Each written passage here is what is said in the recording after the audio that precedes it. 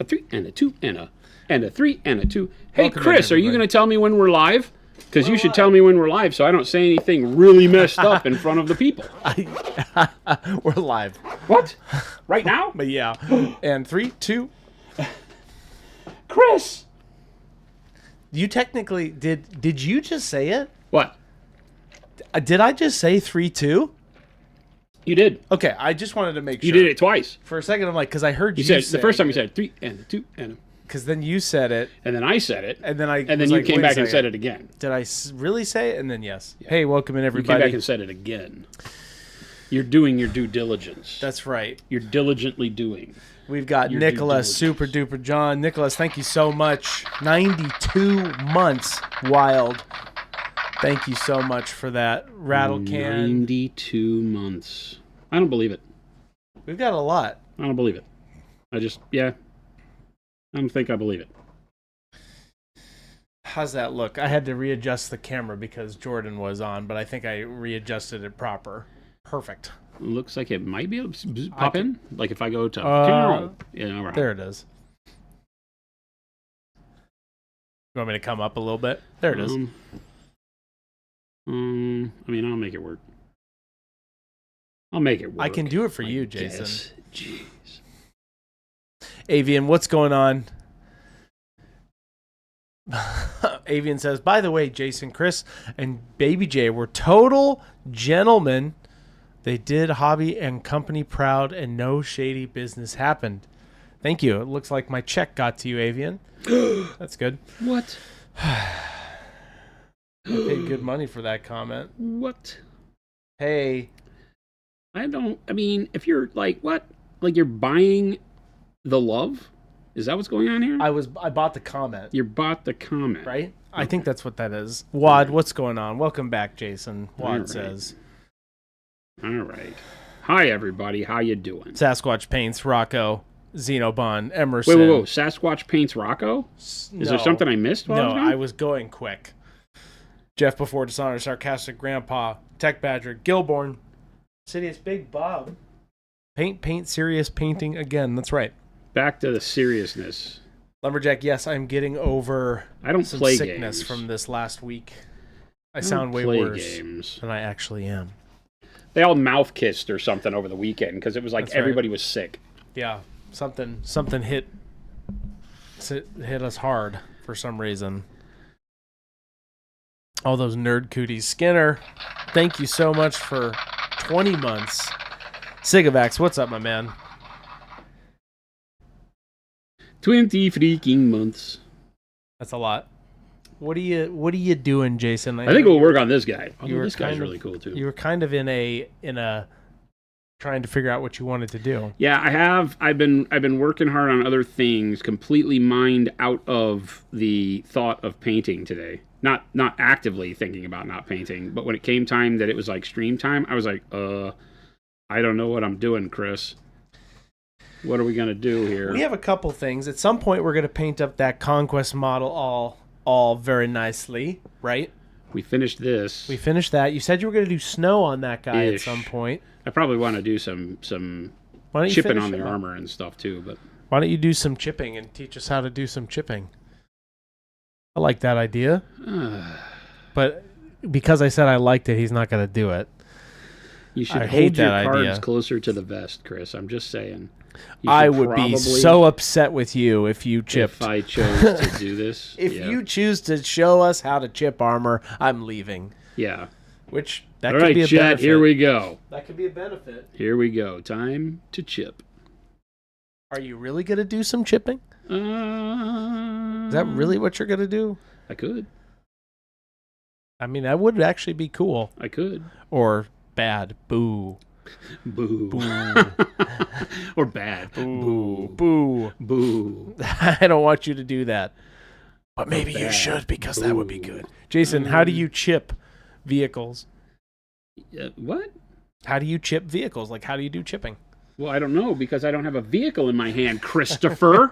Somebody, Sasquatch Paints with the community subs, 10 of them. Skinner, Sasquatch Paints, thank you so much for those. We love you. Droth, yes, you're not banned. yesterday. I almost had you. Why did you almost ban drop? I forget. You said something was a vehicle. Oh, Can't is be a doing wet that. pallet a vehicle or something like that? I almost banned That you. would be bannable offense, 100%. I think that's what it was. 100% And I was just bannable like, I'm offense. over it. 100% bannable offense right there. I don't even know why you let him get away Hey, with that. if you got a gifted sub from Sasquatch Paints, please give them some love. We appreciate you. One dip at a time, says Wad. That means a couple things. I don't know what you're talking about, though. Jason's pondering. I am pondering. I don't know if he wants to do the chipping or if he wants to start a whole new model. I sound like Gabe because I have a cold. Is that why you're saying it? Clip Jumper says, so after last week's talk, I put the size 1 brush to the side and painted almost entirely with a size 4. I tried to go back to the size 1, and I hated it. I'm a changed man. Changed man. Cliff Jumper, that's cool. That's a cool discovery. It's crazy how that works. That's right. Biggest brush, like sizing up as you paint. Like, if you're used to paint with size 1, switch to a 2. See how you like it. And you'll probably have those kind of things where it's like, oh, I don't know that I want to go back. And then when you're done with that, you go to size 3, right? Just keep trying to push yourself forward. I used to only paint with like 1s and 2s. Yeah. For years and years and years. And then when we started the stream, I was painting mostly with a 2 and a 3. And now it's, 4s, 2s, 4s, and 6s and 3s. And, it's the bigger the brush, the better, just for overall handling and ability to get paint on the model consistently. The smaller the brush, the less paint it'll hold. Right. But there are times where a small brush is the right tool. So all sorts of things. I need to grab the guy that I actually painted.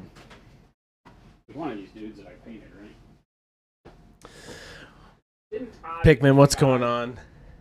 That was in response to how to chip the vehicle. Oh, yes, Wad, thank you. The whole dipping. I get what you're saying, Wad. I've now put the ideas together. Paintbrush sizes are all over the place. There are some places. Somebody was asking how you did this black armor, Jason. It is all just black and white pre-highlight with dark blue black over the top, or one-step dark blue black over the top. Right. And it comes out great. You can see here that it was just a zenithal of black, neutral gray, and then bright neutral gray and white. I dry brushed some white on top, and then dark blue black one step through the airbrush. And it gives you just a great black armor. And then I highlight it. This guy is all highlighted with the bright green blue. Nice. So I will go back to doing that on the Big Bois. Yeah, the switching up to brush sizes, it definitely is a game changer, that's for sure.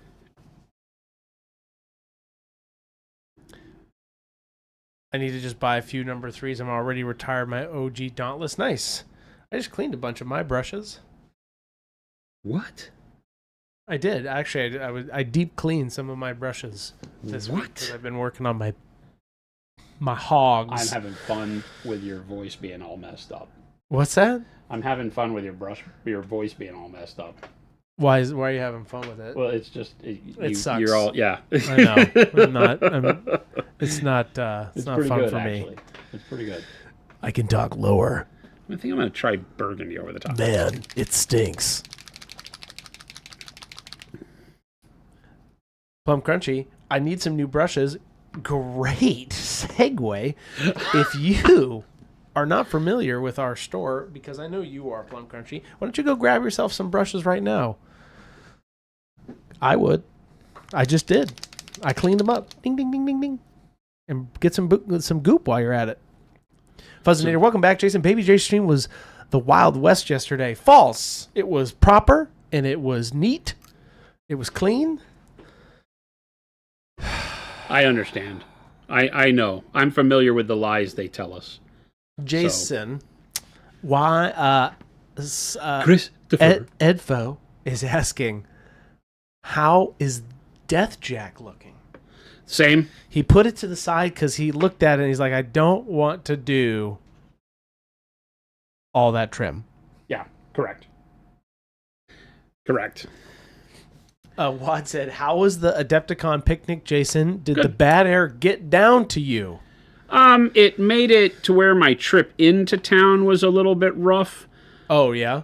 They delayed a bunch of flights because of the visibility, I guess, from Canada, and so the airport in Chicago was all messed up. So Yikes. that was a pain.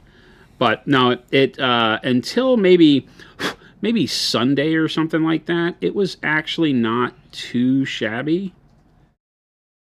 But it was like hazy on Sunday and such. Kind of muggy. Yeah, a little bit. It's always humid up there, so muggy, it just comes with it. The smoke doesn't have anything to do with that. But the smell and the haziness was a little bit rough. Yeah. So these models are from Warmachine. Call me Moldzen. this is Okay, and then the rest of that question, I'll read it here. Which one is this, Jason? This is the Dusk faction. And Call Me Moldzen said, I've just finished painting some armor with light bronze and realize it's a bit too bright as a base. Should I somehow wash it down and get back to with some dry brushing with light bronze again? Or what would be the best approach? Yeah. To like dumb down the shine is what I'm getting here? Well, is that what he's asking? I think so. To dumb down the shine or is it over darkened? You tell us, Call Me. Too bright as a base. And then Call Me Molds and said yes. Yeah, I would do bronze. You could just overpaint it. Instead of washing it, I would just overpaint it with bronze, right? Or dark bronze, and then brighten it up with bright bronze. Right? I like that idea. I would not base something with the bright gold, bright bronze, those colors. They're just too bright. They're meant as highlight colors. Now, can you? Sure, but you're going to have a hard time highlighting them because there's not much else that's going to be brighter than those are. So that causes a little bit of an issue. Yeah, I should have gone down bronze, I guess. Yeah, bronze base. Think about starting, when doing modeling, really, really good to think about starting in the darkest tone for the color you want it to be. So if you wanted to paint something, like right now, I want to do this kind of wine purple color for these dusk models. They're like vampiric elves. So this whole faction is elf vampires. And so I like the idea of the black armor and the kind of wine colored purple, burgundy type cloth. And so starting with dark purple or royal purple, something like that, that gives me a really good shadow for it, much better than starting with the right color, which might be burgundy. If you start with burgundy, then you're going to have to figure out, okay, well, what do I do to push the burgundy darker in the shadows and all of that? And then highlight it on top, which for fabric, I might not want to highlight too much. So I'm always starting with a color much darker visually, but in the same color family in a lot of cases, although you'll hear me talk about how, like when I'm painting, I'll use dark purple as a base for just about everything. You can give it a chromatic shade, but just to get you going, the best way to do it is to start even your metallics with the darkest version of the metal you want it to be. So if I'm painting something that's gold at the end of the day, I might start it with magnesium, which is a really dark in between white and yellow metallic, or dark bronze is a great base for gold. And then work up to your gold color as a highlight, because your mid-tone and your highlight is what is going to make the model look the color that it is. Yeah. But the shadow is going to make sure you have contrast. So starting with that right color initially is what's really going to give you a lot of play. Cyberspy says, hey guys, so I've been watching videos to get a better understanding, but for dry brushing, I've seen videos of some painters using a sponge to help moisten their dry brush. Mm-hmm. Is this actually helpful for when dry brushing? ? There are techniques that will allow a more moist dry brush to do a different job. I won't call it better. Depends on what you're trying to do. If you're trying to dry brush just for highlighting on edges, then I suggest not having the brush very damp at all. That's the whole point of a dry brush. But a lot of people, when they dry brush, push too hard and get too much streaky, chalky paint on there. So a lot of dry brushing is a touch thing. And, you know, even when the brush is strictly dry, as long as you're very light with the pressure that you hit the model with, then it works a wonder. You need to go with a fairly bright color to create contrast. As you get it more damp, it will leave more color with each brush stroke. So the thing you have to be careful with, obviously, is building up, you know, blotchy looking paint instead of just catching an edge. Usually when I leave the brush damp, when I'm using a brush that would typically be used for dry brushing and then I dampen it, that becomes what I call smudge brushing. It puts more paint. You can base coat with it. It's how I paint tanks if I'm using just a brush. But yeah, if I'm just doing highlighting, then I want the brush fairly dry. Like, pretty much just dry. It has to be a little bit wet or the paint turns super chalky when you use it. Avian says, am I misremembering war jacks? At least the human ones are based off steam jacks, yes? And some of these run off coal to generate the steam? There's a long way of asking how to train style soot on your war jacks, how to paint. No, they will generate soot. You know, it's more, I don't know what the reactors are fired off of. I don't remember coal or what steam? It was. I don't think it is because there's no like coal things. Right. You don't have to power them up. They work on an arcantric engine or something. The whole thing that made it possible was the deal with the Infernals gave them the arcane ability to create an arcane matrix with an engine. And so they run off of these arcane energies. But they do, I imagine because they have big smokestacks on them usually, that they have like soot coming off them. These don't. Yeah. Right? These jacks are powered differently. I don't know. The Signar ones and like the Kador ones have big, like, you can imagine like smoke belching stacks. He's got 6 exhaust ports there. You took them off of these guys? No, not this guy. No. You said some of them you've been taking them off, though. The Signar ones actually have smoke clouds, but they're not part of the Warmachine thing. Right. You don't get them with the models.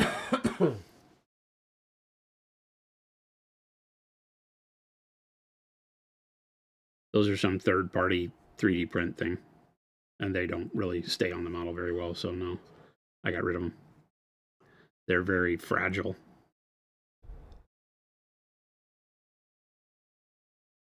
Jeff Before Dishonored says, using glaze and wash medium and regular PA paints, what color would you use as a wash for green brown worked up to khaki highlights? Been using brown gray wash, looking for something more drab. More drab? Mm-hmm. What is less drab about the brown gray? What is it not doing that you wish it would do? I guess is my question.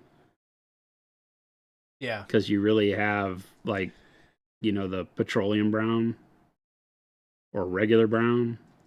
But I don't know what you mean by more drab, because I would have found brown gray. It's a good dirty wash. Charles Hoffman, I just started doing commission painting and pretty exclusive use Pro Acryl. Thank you for creating such amazing paints. Nice. Hey, thank you for using us.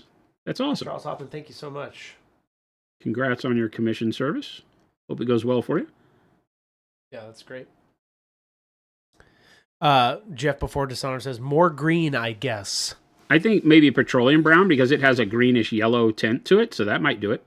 Okay. Petroleum brown is great. It was what we were using. What did we just recently do petroleum brown wash on? You did it on the base of something. Right? Oh, no, you did it on your red guy. You did it on the trim. Did I do it on the bronze trim? Yep. Petroleum brown? No, I used a one I believe step. so. I used the one step olive yellow on that. You used it recently. Right. Petroleum brown wash, I feel like you used on something. Yeah, recent. I don't remember what. Maybe it was on that guy. I don't remember, though. But it's very, very good. Oop. Chest Boxing Ogre, how do you tell if a dry brush is damp enough to effectively dry brush? I think I'm over drying my brushes when dry brushing, causing me to push too hard and break my models. What?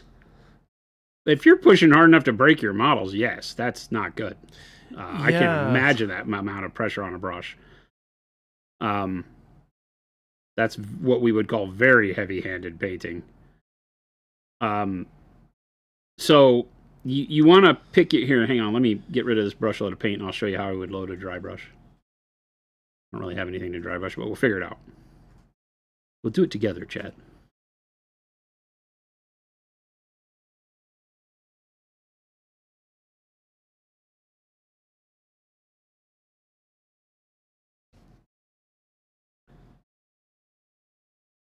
I kind of like that better than the staying with the real purpley hues.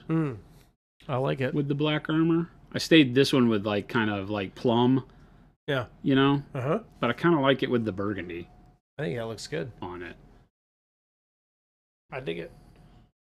We'll see how it looks at the end. I don't know. I'm still playing around with this army. I can't get it nailed the way I want it to be. Okay, so let's talk about dry brushing real quick. Let's do something. What do I have that I can dry brush around here? Got one of those texture trainers? I do, but I only have the one that was like this with this guy with the belt. Do you have a one that's prime black?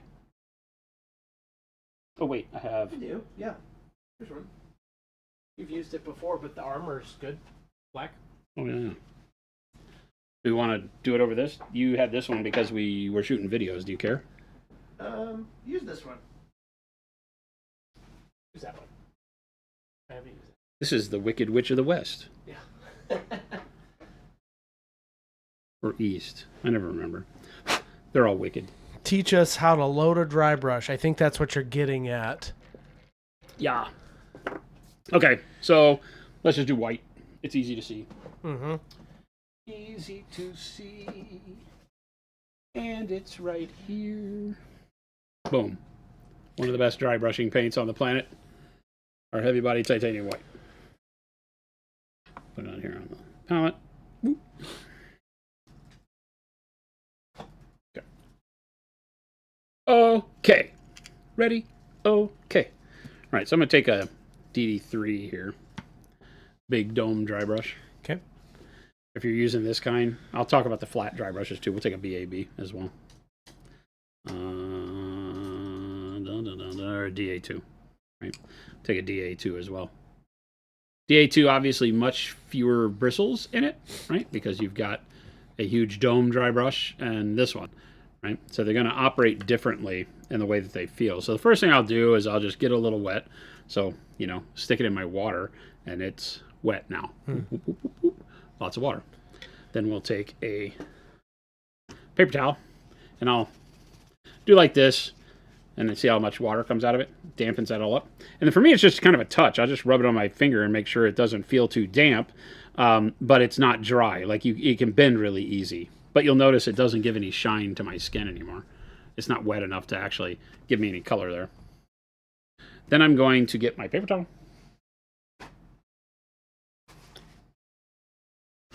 And my white. And I'm going to load, I don't know, however much white that is. Not a ton, right? And then I'm going to rub it into my paper towel here, where you can kind of see it. Even on a white paper towel, you can kind of see it here. And I'm going to rub it until I feel like I'm not getting much at all.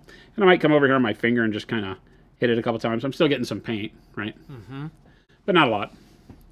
And then I'll come over here and just very lightly, so just with the lightest of brush stroke, I'm going to hit the armor here and see if I can see any paint. And I can. See that edge, that top edge start to get paint popping closer? Yeah. So you can see that top edge starting to get paint. If I see that top edge starting to get paint, that kind of gives me the idea that, okay, there's enough paint on here to do it. So I might start pressing a little bit harder. Right? And just keeping my brush stroke going in the right direction. Boom. Let that build up. I'll hit an area a couple of times to build it up brighter if I want it, rather than pressing harder to get all the paint at once. Treat it like layering with normal paint. And I'll just come in here and kind of rotate the model so I'm being able to catch the edges I want to catch. Get all that armor. Maybe I'm doing the leather with it as well, whatever. And then I just keep moving until I notice that my brush strokes don't give me the amount of paint. And you saw how much paint I took off of that, and I'm getting a lot of effort out of this. Right now it's starting to bog down. It's not hitting every edge as I move my brush. So if I come and do this axe, notice how now the top edge is not getting as bright when I'm hitting it. So I know I'm running out. So I don't want to, when I can see that I don't get as much paint out across an edge, then I stop, because then I'm going to have to press harder. When I press harder, it causes more of that dry brush dust, gets more paint floating around, makes too many streaks on the model. So then I'll take it, and I won't go back to my water. I will just dip it back in my paint. This is the seasoning part of your brush. When you're dry brushing. So now I didn't get it any wetter. I'm allowing just the moisture of the paint to wet the brush. I'll go back to the paper towel now, right, and wipe it off again. Same thing. And then come right back over to the model and be like, okay, same way. I'm just going to kind of lightly hit this edge. And now you see that edge got really bright with just a very little pressure. And so now I know I've got a good enough amount of paint. And then I'll come back and start pressing a little bit harder. But I'm really, one of the biggest things to make sure you're doing when dry brushing is choke back on the brush a little bit, pop out one. Yeah. Normally you would be holding your brush like up here. Don't do that with dry brushing. Hold back here. Why is that? Midway on the brush. Well, because your lever length is longer, so now the amount of pressure being applied at the tip is much less. If I go here and do it, the amount of force that's hitting the model is much greater because the lever is shorter, right? So go out here, and now when you hit, it rebounds a little bit easier against the model, less pressure, more detail, so on and so forth. Right? This will kind of help you to keep it nice and clean as you're going along. You notice I'm not getting any big, ugly brush strokes across the face of the axe, but I'm still getting the detail on the edges. Yeah. Right? So that's all done with no moisture on the brush. Right? And just letting the paint be the moisture. But you'll notice that as you go without re-wetting the brush with water, the shorter time you can actually hit the model with the dry brush and get paint. Like already on this one, I'm not being able to get as much out. It didn't last as long as the last time because it wasn't any water on it, right? And so I would have to start hitting it pretty hard to get it to put paint out, which will cause it to like blotch up on the nose like it just did. Things like that. So that's really the key for doing this. And there was a couple questions here, right, about the moisture. Are you worried about taking too much moisture off your brush when using a paper towel to do dry brushing? No. There it is. I mean, ta-da! It looks great. I think that's a different technique, right? Like when you have more water, can you... People don't like when I say that. There's as many ways to paint as there are painters. There are people in the world right now who are using dry brushing as an 80-20 rule. They can dry brush 80% of the model and get it done quicker, and they're using it as a way to speed paint and do all sorts of stuff. If you want to have that be the way you paint, then yes, you can use the paintbrush, the dry brush as dry or as wet as you want to, and it'll do all sorts of crazy things. Like I said, when I want to smudge paint, or actually paint with a dry brush, like base coat with a dry brush, I leave the dry brush wetter and then I use it in more of a smudging manner, right? So that I would be able to come in and like, you know, hit it and stipple blotch paint. You see me do that like when we do that rusty metal technique. Right. So it allows you to put a lot of paint on the model real quick. You know, using the paper towel to take the paint off, I mean, it makes sense. People have used, like, they make these plastic sprue things that are dry brush palettes, but all that's painting something. So they're virtually the same thing. I just rub it on the paper towel because it soaks up more paint, and then I go over to the model, and it works great. It's all about learning the tool and what it does as you use it. There is nothing wrong with the paper towel, other than if you leave your brush damp. When you come over here and wipe it on the paper towel, if it gets the paper towel wet while you're trying to rub paint off, you'll get pilled up pieces of paper towel in your paintbrush that then when you go to hit over here, you might get chunks of paper towel on your thing, which is why you don't want to dry brush with a wet brush. Otherwise, it wouldn't be called dry brushing. There's a reason for this, right? It's like language matters, and dry brushing is done with a dry brush for an intent. if you wet the brush, it's no longer dry brushing. It's now smudge brushing or whatever technique you're using. It's painting with a regular paintbrush. It just happens to be a big paintbrush, right? Now, same thing goes with like the DA. An angle dry brush that has fewer bristles. I can come over here and I can get it really wet, right? To where now, as I'm hitting my hand with it, it has lots of moisture on it, right? And then if I go put it in the same white and then come over here and wick that off on the paper towel and then try to come over here and use this, right? I'm going to get, see that streaking? That streaking is going to occur more because the brush is wet. So now everywhere the brush makes contact with the model, it's going to have a tendency to leave more paint. And that can be very useful if you wanted to make, I don't know, that smudge on there for some reason. Yeah. But the wet brush makes it leave more paint wherever the brush hits the model. As opposed to when the brush is dry, it will only leave paint where a detail grabs the bristles more, which is why it pulls out the edges and rivets and things like that, which is why we use the dry brush technique in the first place. Dry brushing is literally to catch edges and details on a model to bring typically brighter color onto them so that you can create those volumes very, very quick. It's an old trick that does exactly what it did here. It pulls out the edges and gives the model volume that it didn't have. And so that's what dry brushing is for. Now, you can take variations on a theme until you're blue in the face. And so if you don't want to use the paper towel when you want to have it be a little bit more damp because it'll take more moisture off the brush, that's fine. I don't paint with a dry brush like that because that's what regular brushes are for. Right. You know, even on big surfaces. So for me, it's not a thing. But, you know, like this brush is still a little bit damp. Now I can dry it off and go back to my white and take, well, I got to take it off where paper towel is not white or not wet, right? And now I can come back in here and I can get to things that were up in the tighter areas and catch more details. These hairs down in here where I couldn't get the big dome brush, maybe I can get this detail brush in there because it's thinner. So the shapes of dry brushes can make a difference. But now I'm not getting all that streakiness. I'm just being able to get into tight areas, make sure that I get the color where I want it. So, and Zen has a good question here. My biggest issue with dry brushing is I just never seem to hit only the high points. I always have too much spill over the surrounding surfaces. Yeah. How do you fix that? A lot of that is based on the angle you hold the model and your approach with the brush, right? You can't do it really hard. You have to do it very light, right? And you want to make sure that as you're doing it, you're allowing your eye to see as the paint builds up and press harder as you want to see paint build up more.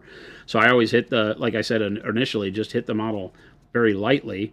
And then as you see paint hit the raised areas, press harder if you want more color, let off if you're seeing too much, and be able to adjust on the fly like that is the key, right? So if we take the side of a tank, or I don't want to do that guy. But if we like take, oh, see, I told you, like when we were doing those stamping kits, when we invented that, we put the fishbone stamps on this tank. But that's cool. Anyway, okay. Like if we want to take some white paint and take it off with a flat dry brush, you know, like the edges of these lamps and stuff, popping close. Yep. Right. Again, I would just kind of very lightly choking back on the brush. So I'm holding the brush pretty far away from the ferrule and just very lightly start in here and see, okay, yeah, I'm grabbing that edge. So now I'll press a little harder. Right. I'll rotate the model so that if I'm holding the model like this and I want to try to hit that front panel right there, well, the panel's angled. So my brush stroke as I hit the tank will sweep across the panel and leave paint all over the panel. So I need to rotate it like this so that my brush stroke doesn't hit anything but the edge, right? So you can do that with your hand or you can do it by rotating the model, right? So I can do this to where I can kind of hit all of these edges simultaneously, right? I can get the edge across the top, this edge across there, and the edge across the little opening, and I can hit all of them if I rotate it right, including some of those rivets, without leaving any paint on any other face of that model. I just did 1, 2, 3, and 4. This little one up here got hit too. So now I can get paint on those without getting anything else anywhere, but it's because I rotated the model, right? If I go back, get some white on here, wipe it off, and then instead hold it like this, which may be the way you held it for this lamp here, right? Because it's angled differently, right? This surface is angled towards me totally different. It's a right angle. This one's laid back. And so if I hold it the same way and I want to hit that angle and I'd make the brush stroke go the same way, then I might get, see, I'm getting all those angles, but I'm also getting small brush strokes on the glacis there, right? Mm-hmm. So I want to rotate this, right, away so that as my brush strokes hit these pieces here, they just catch those edges that I'm intending for them to. So there's some geometry here that you have to pay attention to. You can't just hold the tank and dry brush the whole thing. I'm doing the top of the track guard this way. Yeah. I have to rotate like this to do this part of the track guard so that I'm not hitting this area here, right? You want to be kind of perpendicular to the edge you're trying to paint. So whatever you have to do to move the surface to be that way, this way I can kind of hit that whole edge and I never put any paint except on the edge. And then if I were to do this one that way, then it would put paint all over it. So I rotate it like this so that now as the paintbrush hits the edge and exits my brush stroke, it's not hitting the rest of this surface. Mm-hmm. And to do this edge, I have to rotate the tank like this so that I can do this edge. And maybe the outside edge is here. And I'm constantly moving the model around to get this done. Little micro movements to get the pieces that I need to get and keep going. You know, same if I'm doing these tracks. I'm probably going to sit here and do the tracks and rotate the model. Man, there's something the whole time I do. There's something so satisfying about just dry brushing like what you're doing. Oh, yeah, it brings out details. I mean, this is what dry brushing is for right here. This is why we call it dry brushing. This is what it does. And this is why so many people try to find new ways to do it, because they don't ever take the time to get good at this part. This part is life-changing, because it really is. Especially as a new painter, when you first get your model and start hitting it this way correctly, and taking your time, being patient, making sure you don't have too much paint on the brush, right? Rotating it around. You know, I got very lucky. This is one of those techniques I learned from the local hobby store guys. And they were like, because they were like, kid, let me show you something that'll change your life. And they did, and it did. Yeah. Because you can do that, and you can get edge highlighting very quickly, you know. And like I said, you never have to press so hard that you should break a part of your model. Right? Yeah. Now, this is a tank. It's pretty solid. But, you know, if you're doing a model, if you're trying to dry brush a model that has very spindly, thin bits on it, then you have to probably be careful. And dry brushing just may not be the thing to do on that model. You know, a lot of these Warmachine models that are 3D printed and have spindly bits, dry brushing is not the right thing to do. Yeah. Because I will crack that resin off of there and be very angry with myself. So less moisture on the brush when dry brushing. Yeah. Mm-hmm. Yeah. Cool. Hence the reason dry brush. It's not dry brushing if you leave it wet. It's smudge brushing. Smudge brushing has a really, really good effect. You know, we showed how painting, well, this was done with airbrush, but this was all done with smudge brushing with this same brush. Yeah. I just started with dark blue and did the whole thing, and then I did blue and did the 3/4 towards the top, and then sky blue halfway to the top, and then took a mix of sky blue and blue and did up towards the top, and then sky blue and dry brush down, real dry brush, just to catch the edges. But it allows me to blend with the smudge brush and get this tank side done, and so it's really great. But I like to keep it separate, calling it smudge brushing, because it is a damp brush, and so it would be what you're doing, like heavy stippling is what it is. Right? Where if it were dry, it wouldn't put any paint on the model, or it would, but you would be like when we do scratches, right, and paint chips. It would be a way to do paint chips, but you want to have it damp so it actually leaves paint out there, and then you want it dry when you just want to catch the edge, because if the brush is wet, then you're going to have a problem when you make that stroke across, because it's going to drag paint fast past the edge. Because number one, when the bristles are wet, they're more flexible, and they don't snap as much.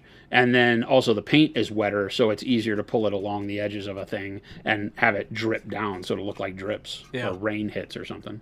So dry brushing and you know, smudge brushing, two totally different techniques that you can do with the exact same brush. Yeah. And I think that's where a lot of people get mixed up. There's the Artist Opus guys teach this, and they talk about it a lot, and they use a sponge to dampen the brush, and then they wipe it off on like a dry brush palette or something they call it, where it's like a bunch of hard stuff that takes the paint off, and that's great. I mean, the goal is to get as much paint off of there as possible, but the paper towel works great. And because you're not using a moist brush, the paper towel works exactly the way it's supposed to. You know, it takes the paint off because the paint is the moist part. It doesn't shred the paper towel and doesn't, steal all the water off the brush because there shouldn't be any. A couple people were asking this one. When it comes to dry brush selection, how do you know which size brush is most appropriate? Big brushes make sense for big models, but when is a smaller brush too small? The smaller brush on large surfaces will show brush strokes, so that's the big key, is you want to look at the brush that's big enough to cover the bulk of the area you're dry brushing without being so scary that it can hit edges you don't want it to, right? So there is a fine balance there. If I'm dry brushing these guys, I'm using a DD3 because the DD3 will catch all the edges in an area pretty much without a problem. And whereas a DD1, the smaller one, might look like, oh, this will be so much easier to get in the collar area with. But the problem is it's going to show you the start and the stop of the brush stroke because it's so small. Yeah. Whereas the bigger one, right? The bigger one, I'm just going to go in and I'm going to go bang, bang, bang, bang, bang, bang, bang. I always want to make sure that to the best of my ability, I hit the model and clear the model in one stroke. Yeah. I don't want to stop where I might leave a brush stroke. Does that make sense? Yeah. So on this, I would use a DD2, or this is another DD3, the big one. So I would probably use the DD3 because there's nothing I can see that I can't get pretty well. If there's an area at the end, like maybe up there in the belly where I'm afraid that this, because it kind of has that concave, it goes in and then pops back out so that it might hit the brush and leave a big smudge of paint, then I might get the small one and just go in and very quickly catch those edges, right? Tidy it up. So I'm never trying to force a big brush into an area where I think because it'll hit this little crotch section, it might leave a bunch of paint there. And so I don't want to do that. So I will take the small brush and just kind of finish out the inside, right? Because you can control this brush stroke and not hit the walls out of those other ones. So you can use it for detailing to go back in. But typically I'll start with the biggest brush I can use and then go back with a smaller brush to fill in anywhere where it couldn't reach. Don't force the big brush into tight spots. Go back with a small brush. Now, choosing whether or not to use a domed or a flat is, again, a matter of space. Does the flat brush get in there and do what you want it to do easier because it's skinnier than the domed one? Yeah. That's really the choice there. And then it becomes about a preference, maybe. Yeah, flat brushes do, believe it or not, if you have like a Space Marine shoulder pad, flat brushes do round surfaces better than the round brush does if you just want to catch the edges. If you use the round brush on a spherical surface like a Space Marine shoulder pad, you're going to get a lot more paint like on the highlight area. So if you're trying to highlight your Space Marine shoulder pad, like the round part, then the dome dry brush does a better job. If you just want to highlight the trim around the round part, a flat brush does a better job. Nice. I think that really covers it. Right? Difference between stippling and smudge brushing, please? I mean, it's really just the size of the brush. And stippling is something where you're trying to make dots. Right? Smudge brushing is where you're trying to blend big patches of color. Yeah. And it does leave dots, but it also streaks and smudges, So they're different in that stance. Right? That's why you use the different terms. Smudge brushing, when you use a big brush and pound it onto the surface, leaves a blurb of paint that kind of feathers out at the edges. And then when you hit it, a bunch of them together, yes, you're making dots, but each dot is a big smudge. And those smudges tend to blend. They still give texture visually, but it's very randomized, as opposed to stippling, which is bunches of little dots that you're in control of spacing, and you're putting them closer together for dense color and then spreading them out for your blends. That's very detail and more exact in the way you would want to apply it. Smudging is just color on a model. Yeah. And it allows you to paint fast, get, big blends of color going really quick, and can be a great way to play. Cool. I'm going to go back to this one question over here on TikTok, Conquer. Are all your colors formulated the same? Most of my colors are really opaque and nice, but my golden yellow is very watery and thin trying to paint. Okay. Well, no. Okay, yes. To answer the question, are they all formulated the same? Very much so. The formulation for Pro-Acryl, the standard line of Pro-Acryl, is very similar. Will they all act the same? No, because we don't do anything to change the way a pigment acts to get it to be more opaque. Yellow pigments are very translucent. So yellow paints are going to be very translucent in our line, except for bismuth, because bismuth pigment as itself is fairly opaque on its own. Whereas the other yellows that we use pigment-wise are less so. They're very translucent. And so yellow is never meant to go over a dark color. That's just painting anyway. If you have a yellow paint that's just more opaque, it's because people have put opacifiers in it, like more white, things like that. and it typically kills its ability to mix and blend as a yellow because it has so much titanium white or whatever they've put in it to make it more opaque. And so we don't do that. So like golden yellow doesn't have, opacifiers in it. It's going to be fairly thin. It's going to work best over a mid-tone yellow or brown. Yeah. And not really only as a glaze, but definitely works very well as a glaze. It's just not, yellows and oranges and bright greens and things like that are typically not going to be basing paints. You're not going to have a fun time if you're trying to base your model with it. Right. Unless you're going over white. If you're going over white, then it can work pretty well. But if you're using black primer like I do, never try to paint yellow as a base coat over black primer. Just a bad plan. It's bad. D-Fresh, excuse me, thumb palette question. Do you wick the entire length of the brush or just where the paint is in the brush? My paint still comes out and the model is too watery. Well, I'll show you. If I go over here and just load a little bit of dampness on my brush, so this is just out of the cleaning jar. Yeah. My typical for the way I'm painting right now, where I want my next layer to be semi-opaque. It's not really a glaze, so there's not a ton of water there. But then I'll go get some paint. And then when I come over here, I'm basically hitting the brush, like pretty much the whole brush, right? I'm not hitting right at the ferrule because I don't want to scratch my skin, but I'm hitting the entire area that has paint in it and getting rid of most of it, right? Depending on what I'm trying to do. Like I want there to be, enough paint on the brush to make a difference, so I'm not taking it all off, but I'm taking most of it off. That help? Yep. I love how you say yes, but you didn't ask the question. Well, here's why I say yes, because if I say this question and I understand what you're saying, you're going to assume they do too. I will say that, but I'm always like funny because Chris is like, yep, perfect. And I'm like, but wait, you didn't ask the question. Let's wait for that person to say yes. I'm going to move the camera a little bit, Jason. Yeah, I'm where I need to be, so. It's just the T-axis real quick. I definitely learned something with my response of yeah. I guess that's where that comes from. Yeah. Oh, that's way better. There you go.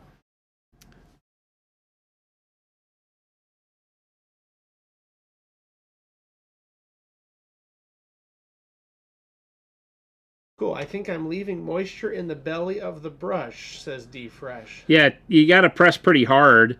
Like I said, you don't want to scratch your skin or anything, but I press pretty hard and go until I see my, look at, like, if you're using your thumb palette, number one, I'm not saying you have to paint on your thumb by any means, but. It's so efficient, though.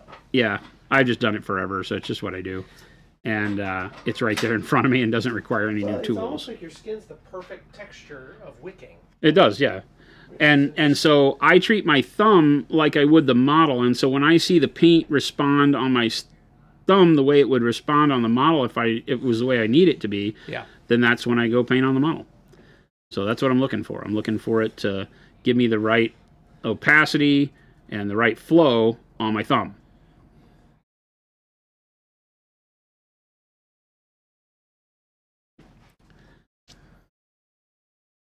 Yeah. This community is absolutely amazing. I feel so incredibly blessed to be a part of it. Hey, Scorcher, thank you so much for that.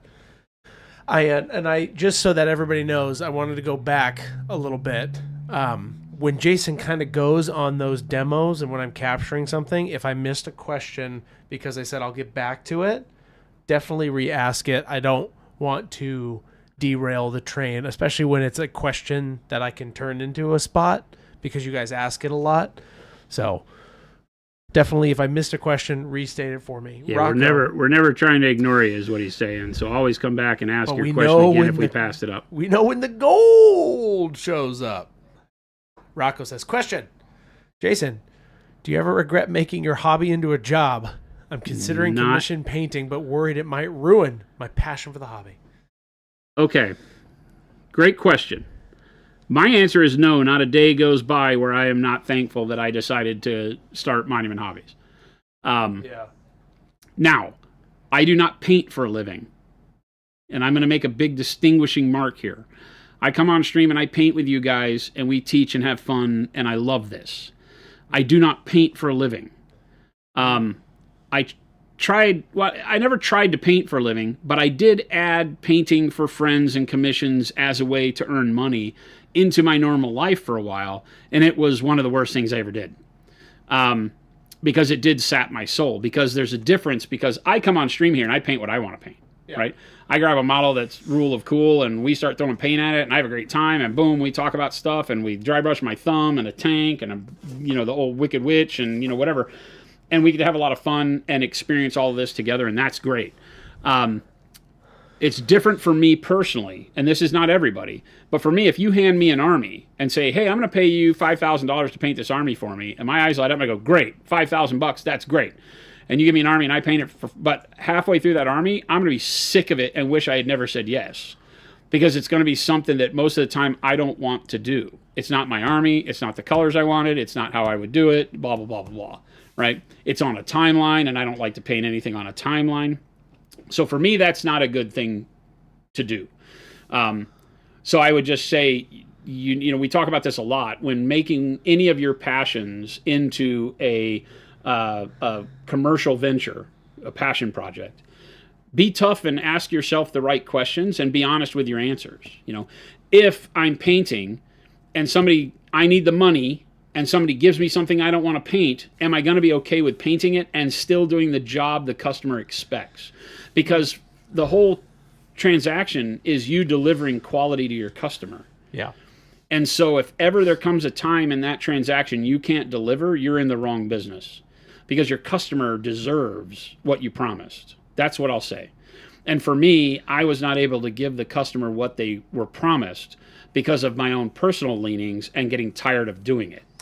And so, no. But Monument Hobbies is not that. So for me, that's a two-pronged question. For me, no. There's never a day that I am bummed about having, monetized my passion or started this passion project, because manufacturing good products and delivering on my customers' expectations wakes me up in the morning and puts me to bed at night in a great way.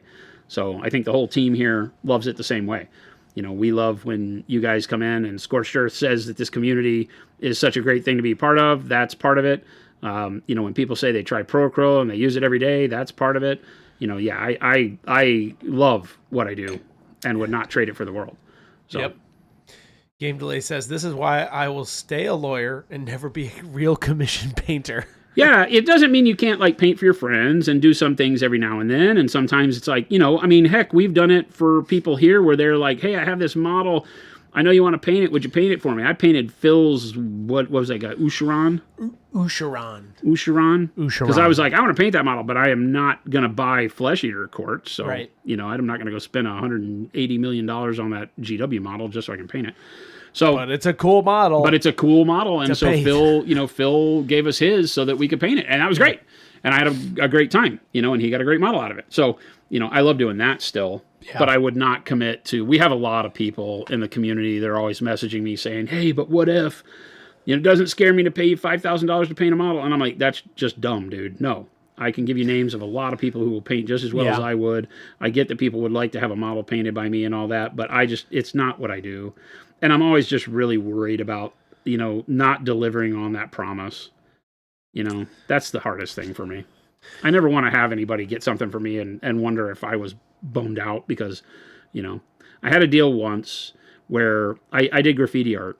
Yeah. And I had a guy once who really just wanted me to do this graffiti art for this party he was doing, this big party back in the day before Kickstarter. But, he was doing this huge street party and he wanted all these cool signs made. And he was like, I'll pay you whatever. And I was like, no, dude, I don't have time to do it. And I'm not interested in it. And he's kept upping it to where the money was better and better and better and better. And I was just like, all right, fine. I took his money and I sat on it until 3 days before the party. And he was getting all skitsy, as he should have been, because I said yes, and took his money and didn't do the banners. And then I did the banners in 24 hours when it would have taken me a week normally to turn them out right. Yeah.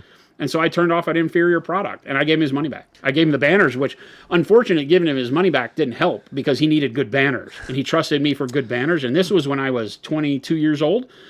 So this is 34 years ago, and I still wear this gossamer around my neck. I still feel bad about that. And that's why I won't do things like that, because I know that there's no amount of effort that will repair, that broken trust.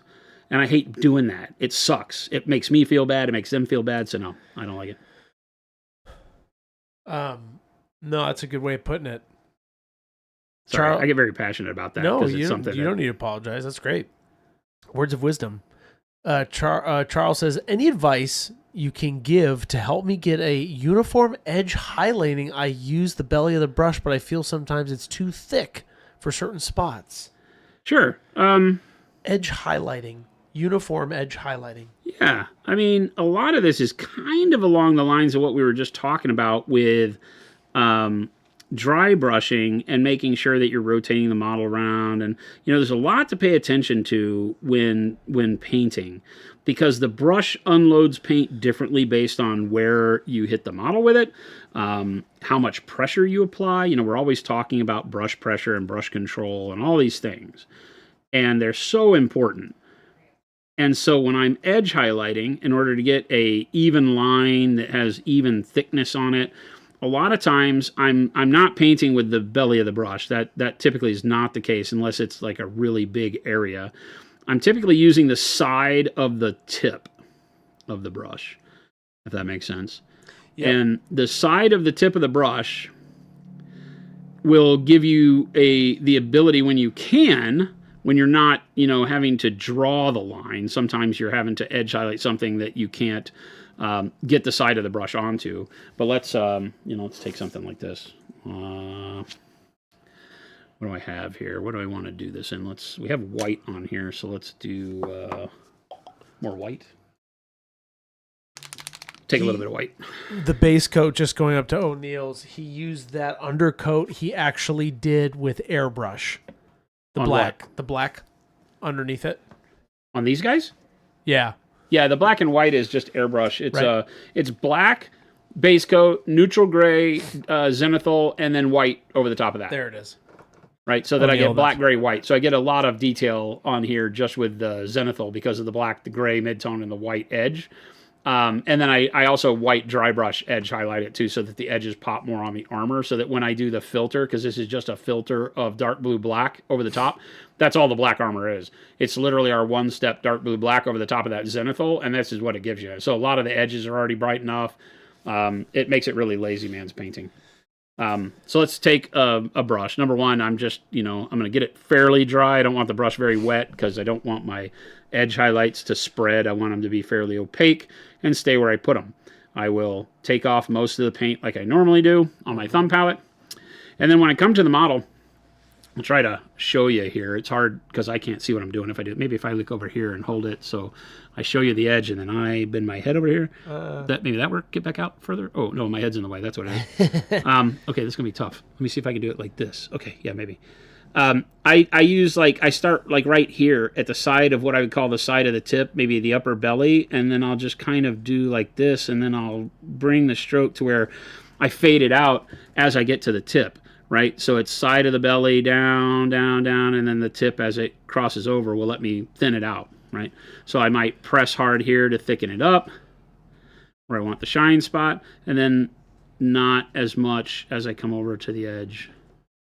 And that way I've got a blended line that goes from thin to thick where my shine would be. If I were doing this, then my shine would be, right here, to give you an idea. Nice. Because I'm normally looking at 10 or 2. Right. Now, if I'm edge highlighting something that doesn't give me the ability to use the side of the brush, then I'm drawing it with the tip of the brush, right? And I'm just kind of freehanding it. And then I'm just barely putting any pressure at all. But I do want to put more pressure where it gets thick, where the shine would be, and then back off again. And then, you create something like that. So, again, you can, if we use the back and do that same thing, the shine is right here. So here I will, basically just very light pressure, start using the side of the tip until I see it on there, and then just kind of notice how I'm taking multiple strokes with it to get the line sent around, and then I'll maybe less pressure here and let it thin out, and then less pressure here so that I can barely hit it and let it sweep up into that.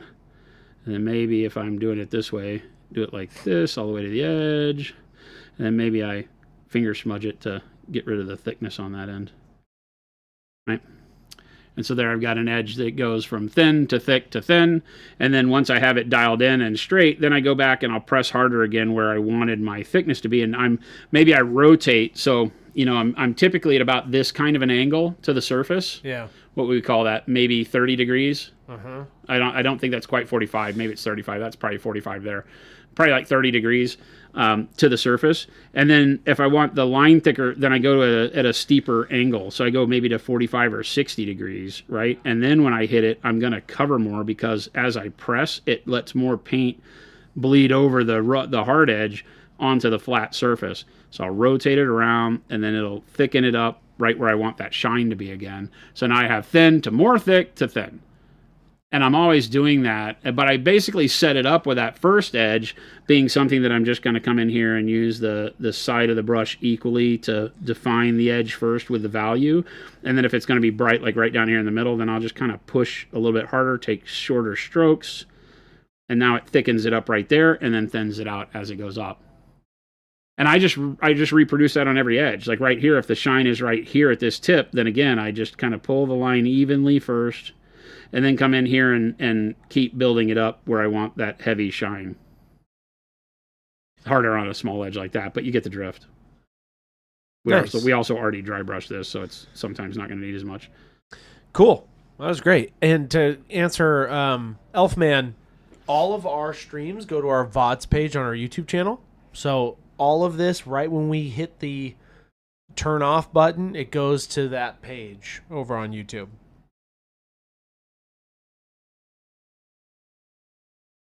Now it makes me want to paint this whole model. Kelthgar says, are you doing all the edges like the good old heavy metal method? Heavy metal? No, you want to do the edges that face your light source, which is why my dry brushing, when I showed you the dry brushing earlier in the stream, only ever hit the model on the downstroke. Yeah. You have to treat your paintbrush as the light source.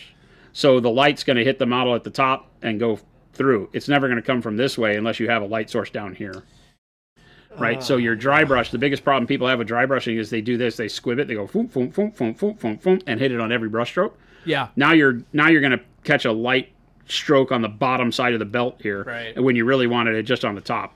So you hit it through like this, whoop, and hit on downstroke. Same thing when you're edge highlighting, hit those edges that are on the top. This one, the top edge of this, not the bottom edge here. You would do the top edge of this star, right? But you probably wouldn't do this or the bottom edge of the axe. Now, the shinier it is, the more you'll have a little bit of a glow on the bottom edge of the axe because the more reflective the surface is.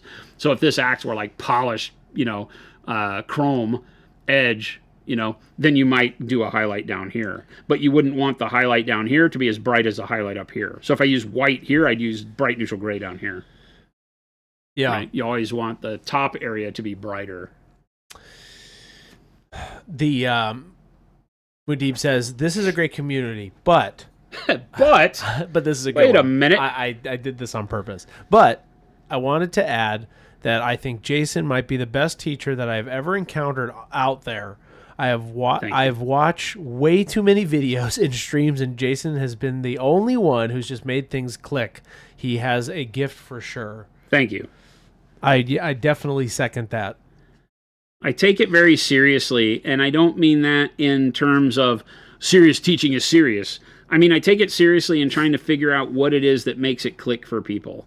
We've always joked that our stream is saying the same thing a million different ways. Yep. Because for 10 years, I've said the exact same things. But for 10 years, I've been finding ways to say it a little bit differently so that it clicks for different people. It's going to click, yeah. The light bulb doesn't always go off for everyone at the same time. Yep. Sometimes it's seeing the model that you like with the same thing I did on the last model, but this model you like more, and so you're paying that attention with a little bit more effort, and so it really then jumps out. You're like, aha! Or it's a model where the shape is more like what you're trying to paint, and it really clicks for you there.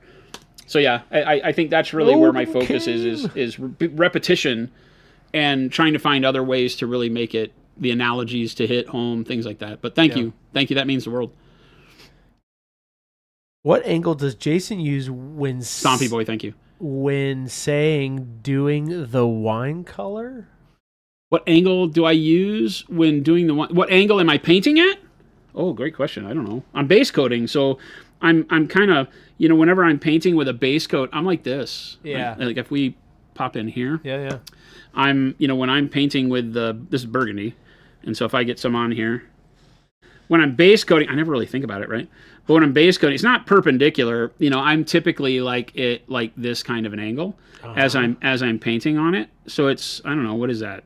I don't know. 75 degrees, 80 degrees, 10 degrees off perpendicular. If you're perpendicular, you're painting with the point of the brush, and the point of the brush is going to bend and whip around on the model. It's very hard to make unless you do straight lines with it when you're freehanding. But if you're trying to base coat with it, it's not going to be the same thing. Laying the brush over as steep as you want, right? Like sometimes I'll paint with the side of the brush and I lay it over pretty steep. Just depends on the shape of the model, really. Yeah. There's no standard for me. I look at it and I think, okay, well, I don't want to hit the area next to where I'm painting, so sometimes that dictates it. Like here, getting in this area here, because of this thing on the back, I have to lift the brush up so I'm closer to 90 degrees. I want to lay it over a little bit because, again, I don't want to be painting just with the point, so I lay it over a little bit, but I have to be careful and make shorter brush strokes. Otherwise, I'm going to bang into the side of the body here, right? Now, I could also do this, but that requires me to pull paint from where I want it to where I don't want it, and that makes my brush stroke different because, remember, when you're painting... Why are we out so far? When you're painting, you want to pull the color from where you don't want it to where you do want it. And here I have a little bit of shadow of purple. So that shadow of purple wants me to take the thin layer of burgundy that I'm doing and start there and then pull the burgundy out to where I want it. So I have to adjust my brush stroke based on not hitting the body. I don't have the opportunity to turn it around and do this, because otherwise I'm pulling burgundy from where I want it to where I don't want it. Yeah. I don't want to put burgundy in the shadow, but your brush leaves more color where you stop than where you start. And so you have to take that into account too. Some people will just rotate the model to where it's easy to make the brush stroke without thinking about what that's going to do to the blend of color you're putting down. And sometimes you just have to fight with the direction you're painting. Like I like to pull towards me. Yeah. That's where my brush stroke is the most common. And that's the most common for everybody. Very few people are most comfortable pushing paint away from them. Number one, your hand doesn't work very good ergonomically that way to control the brush. It works much better this way, because you're going with the flow of how your knuckles work. Remember, your knuckles are made to make a fist, right? They're not really made to swipe out this way. Yeah. That doesn't feel as natural. I mean, you can do it, but this is natural. This is like you're resting. Like if you rest your hand, your fingers want to go like this. And so that's how you're pulling the brush, is your fingers are going to a rest state as they pull in towards you. So your brush stroke feels more natural as you pull it towards yourself. But like I said, it doesn't always mean that you can turn the model and make it to where pulling it towards yourself makes sense for how you want to put color on. So a lot of that dictates the angle that I'm approaching the model, because I might have to get in there at a weird angle because that's how I have to make it work. But I'm always trying to find the way that I can pull the brush stroke towards me. Yeah. And if I can, then then it works great. If not, then I just kind of suffer through it. Michael Woodward, I need to learn to airbrush. I have a good one, just haven't had the nerve to really use it.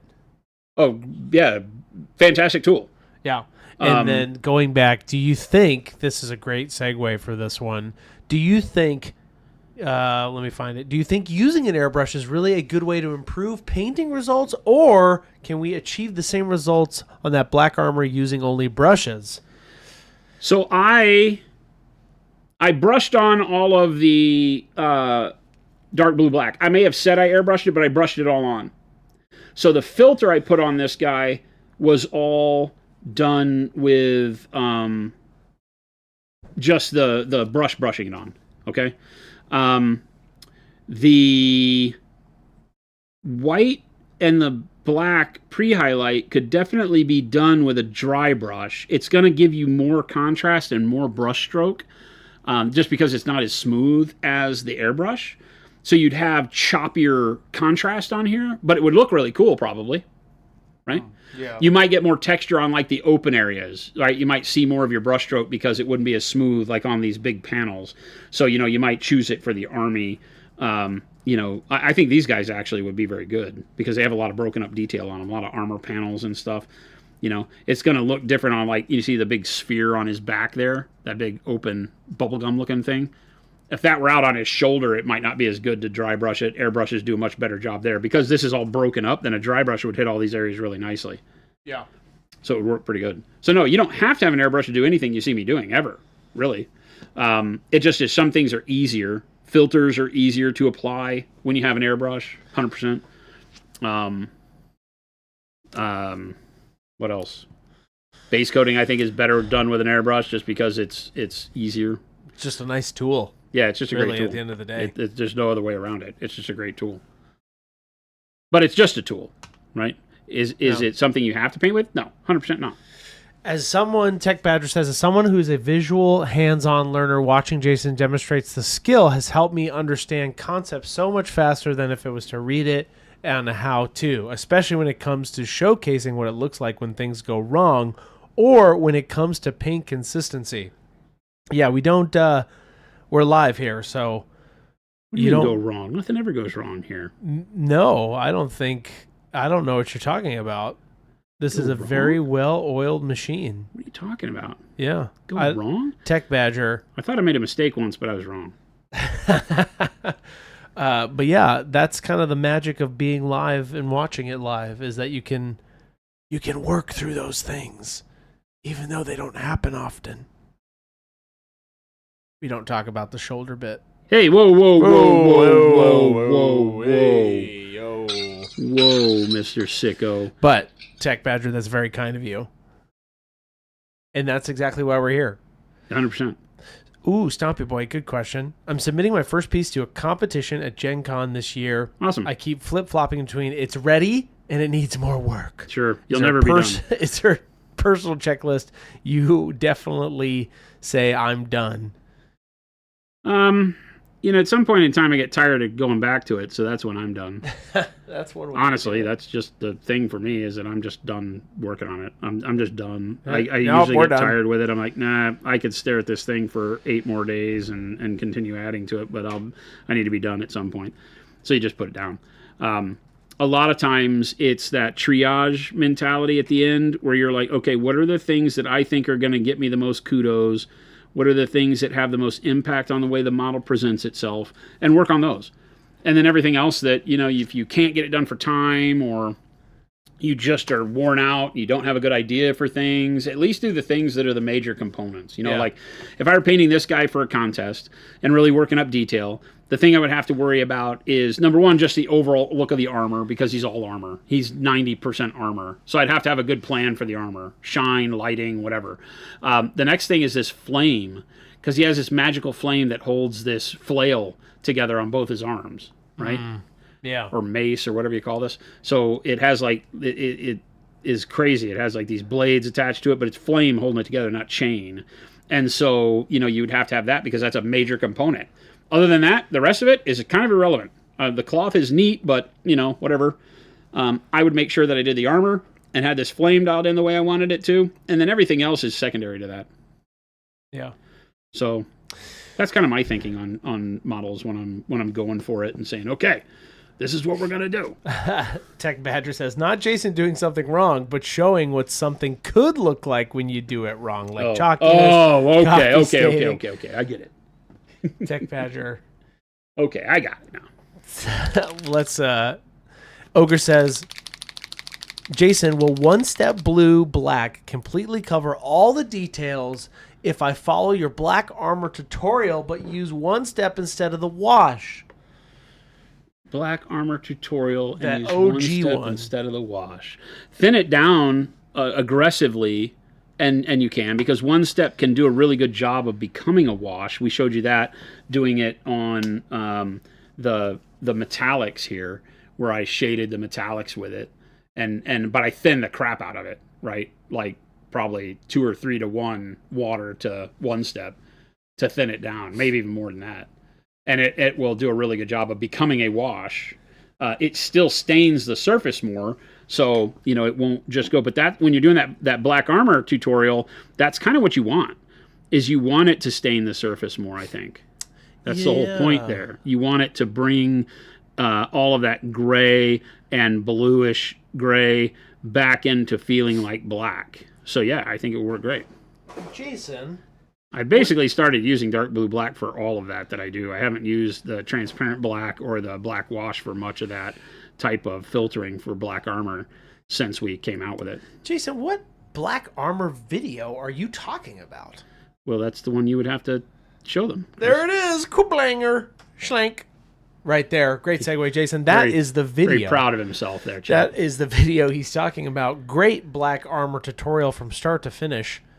That video is old now. But so am I. No, Thanks for bringing it up. You're not old. What are you talking about? Thanks for bringing it up, You're old Chris. when you hit 96, Jason. Thanks for bringing it up. I really appreciate you, brother. Thank you. Nowhere in my sentence did that indicate that you are old. Wow. I said that video is old. You are in that video. Well, since I did the video, that means I feel it. I feel the love. Feel the age, feel the love. I'm going to put this... I'm gone for a few days, and this is what I come back to. I know there's somebody was mentioning Stan. What's Stan say? I'm going to repeat this. Can you tell we've missed Jason? It was 4 days without him. Now everyone's chucking compliments at him to try and keep him from leaving again. LOL. He's all right. Ugh. Here you go. Thanks for the backhanded compliment there, Chrissy. There it is. You got to keep him honest, right, Jason? Keep ourselves honest here. What? Hit that link right there. It's a great link. It's a great video. And guess what? All of our little learning tidbits and tutorials, you can hit those links and it'll tell you exactly what the paint is. Now, it would be oh so wonderful if they all... I could come out with more. And there are more coming. Sorry, I had a brain fart there. I'm like, where the heck am I going with this? Sometimes he gets lost in the segue. Oh, dude. That is a good name for a book. Lost in the Segway. Sorry, Chad. I didn't mean for it to happen. But sometimes it just happens. So I don't know what to do. That's great. I'm making a note. Give me 1 second. Making a note of what? Yeah. To write a book? Oh, yes. Is this like your next survey? No, that's a whole different thing, Jason. Oh, surveys and books are different? No, certainly. Certainly. That was a very lackluster. You want a better one? Yep.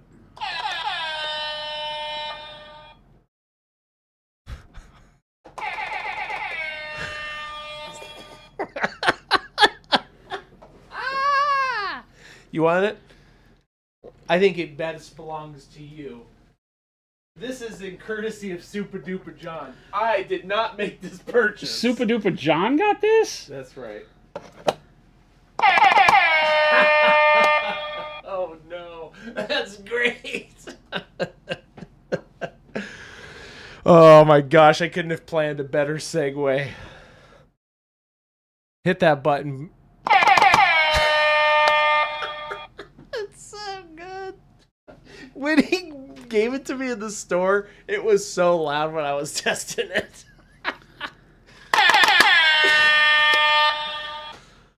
Oh, you have to keep it up there.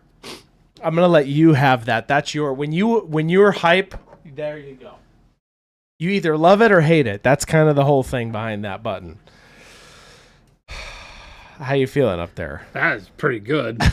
Super Duper says, that was the greatest segue you've come up with, Chris. Thank you, Super Duper John, and courtesy to you, Super Duper John, for providing the button. Everybody give some hearts to Super Duper.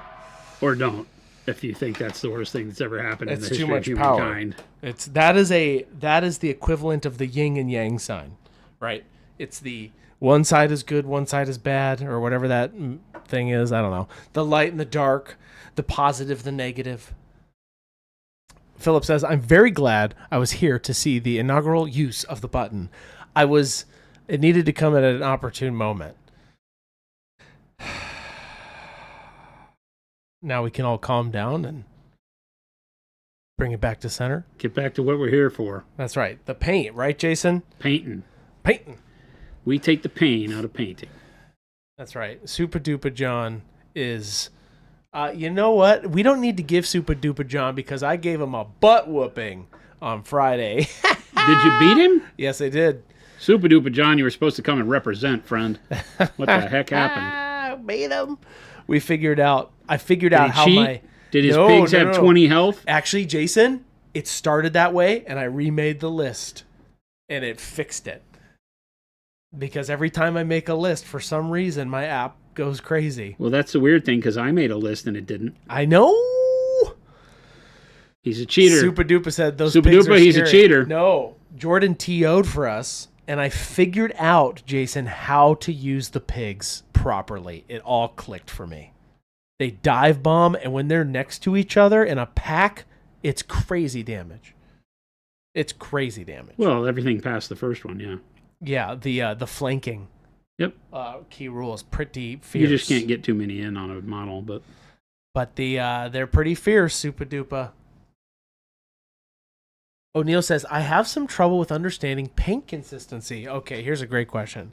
I feel like I'm consistently experimenting at the moment, and it's slowing my progress. Okay. Can you explain a little bit about it? I feel like it so much changes the factors. Okay. Brush size, paint color, base coat, layering, etc. I'm using Monument Paints. Fantastic, by the way. Sorry for a bit long this, but I feel like my head's going to fall off with this information. No, I totally understand. Actually, O'Neill, you said this in the best way possible. You're not alone. But here's the question, Jason, if you want to paint consistency. So we have a video that talks about how to paint with just the water on your brush. And it's all about consistency. And the way that I'll tell you, let me see if I can. I'll bring it all here on this. Back out to full? Yeah. Or whatever it is? Yeah. I'll bring my sloppy paper towel and my water cup, right? And everything that I do is going to be right here, like other than dry brushing and airbrushing, right? And certain other various techniques. But for 90% of my painting that you see me do, all of it is contained in what I'm about to show you. Okay. So I will rinse my brush after every paint load, right? So every time I fill my brush with paint, go paint on the model, it stops putting out the paint I want, the consistency changes to whatever, I go back to the water, rinse the brush, bring it out of the water cup as wet as it can get. Okay, so this is however much water a number 4 sable will hold. Yeah. Right, so it's a lot. When I touch my skin with it, boom, it leaves a big water droplet, right? So that's a lot of water, right? So now I will decide what it is I'm going to do. If I want to glaze, heck, maybe this is enough water. Maybe I really want a thin glaze. So let's go over here and I'll touch the edge of the burgundy droplet and pull it out, right? So that I have a spread of paint. And then I'll come over here, and then on my hand, you can see that this is a very, very thin burgundy. Because all that water that was in the brush, I pulled a tail out. Now go to the palette real quick, Chris. Yeah. One thing to note is that when I am doing that, I have a brush load full of water like this, right? Tons of wetness. Right. I'm not dumping it into the droplet. So part of this is how you maintain your paint too, because you may have all the water in the world on the brush, but if you dunk it right into the middle of the droplet of paint, now you have way too much paint. And now the water isn't going to do the same amount.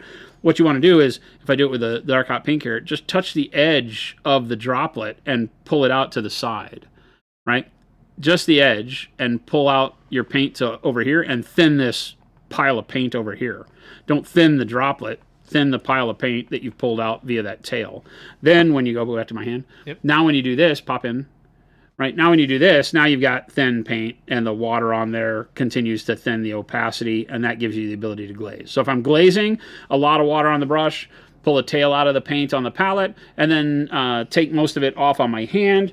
And then when I go to the model, pull over to the model, then I can glaze this and I still get good color out of it, even though it looked like I took all the color off on my hand. And by doing so, wicking most of the moisture away, you notice how even with this very wet, thin paint, I don't get any puddling up. It still just leaves a nice thin coat of color across the face there that darkens up the area on the forehead here, right? So you can see I'm adding a little bit of pink to the cheek or whatever. I'm just going to do the whole green face.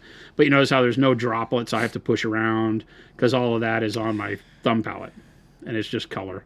So it makes it easier to paint with thin paint by doing it this way. But that would be if I'm glazing. And then there's various levels of more opaque, less opaque by just doing that. Pull more paint into the pile that you're thinning with the same amount of water, you're going to get more opacity. less paint, less opacity, so on and so forth, right? Now, if I want to then go back and do layer painting, right, which is like, base coating, then again, rinse your brush. You have all this water on it, right? I never flick the brush against the side of the cup or do this, to try to get rid of water. I never do any of that. I just rinse the brush and take it out, and however much water it has in it is what it has. Then I go to my paper towel, and if I want to layer, then I'm going to go 1, 2, 3, 4, 5, 6, 7, 8, maybe depending on how big the brush is. The bigger your brush, the more water it holds. And then now the dampness on the brush isn't hardly any, right? It may leave a little shine on my skin, not really even. Right? Barely, yeah. Like you can't even see that there's any wetness on my brush. It is still damp enough to hold together though, right? So I want it damp enough to hold together and not fray apart. And then when I go over and I pull a tail out of my paint this way, and then come back over and wick the paint off, it's like now I'm able to paint with lines, I'm able to base coat with it and cover larger areas and it doesn't thin out. So that's what I do for base coating. Yeah. Right? That's what I would be doing there. So I'll take most of the moisture off the brush, except for enough to keep it let it hold its shape. Yeah. And to be able to let paint flow onto and off the brush. If the brush is completely dry, like if I take it and I just soak all the water out of it and try really, really, really hard to make sure it has like zero dampness at all, then I come over here and it won't hold the point anymore. It starts frizzing out like that. Yep. If I go to the paint like this, well, scoot in, so pop in so people can see it. Yep. Right? If the brush is like this, it's too dry. If I go put this in paint, you're just relying on the moisture of the paint, and when I pull a brush stroke, the brush stroke isn't going to hold together very well. And notice how, see? Can you center up? See how it's like forking? Yeah. And you're getting like in one brush stroke, getting two lines? Yeah. Right? So you're going to get a bunch of brush strokes if your brush won't hold together. So for layering, wipe it off like 4 or 5 times. Make sure that after you hit on your hand, it holds together like that. It doesn't start fraying out. Yeah. That's the right kind of moisture to layer with. Right? The brush won't, have any hairs sticking out to the side, won't break apart. And then when you go and get just the wetness of the paint, holds it together. So when you're making your brush strokes, the paint holds together, doesn't fork, doesn't cause any brush stroke texture in your paint. So that's for layering. In between is sometimes the hard part. Yeah. Because I've either taken all the water off or none of the water off, but now in the middle, I'll have that same brush load of lots of water. And I usually just go 1, 2, 3. Now I have enough moisture on the brush that when I hit it, right, it will leave a little bit of wetness. Yeah. So you can see the shine on your skin, but it's not big droplets, right? So it's like this. Shine on the skin, not big droplets. Yeah, shine on the skin, no big droplets of paint. Like the first one where he showed me, and it was just big droplets of paint. Right. This is showing me that it's still wet, right? That is like 1, 2, 3. That's where I paint most of the time. That's what you've been seeing me do most of the day today. Because now, when I paint with it, now I can still get really good solid brush strokes, but you'll notice as I paint, look, you can see the snake's tooth through it, right? It's not as thin as this was with all the water, but here we are, and now it lets me do that part of layering that's so crucial where the first application of paint blends with the color under it, and then when you go back and you take most of the moisture off, right, then you come back, and now you can say, okay, now my next layer gives me way more opacity, right? Yeah. And you can start seeing how I do my blending, right? Less color, more color, until eventually you've layered up to where you're pretty much solid, right? And you won't see what's underneath it. Yeah. Right? And that's how I do my blending. Usually in 2 or 3 passes like that. One that's pretty thin, one that's almost thin, and then one that's almost opaque. So that I get that you can see a little bit of the color underneath it, a little bit less, and none. And now it's this color, and then you just repeat with the next color. And you keep doing that over and over and over again.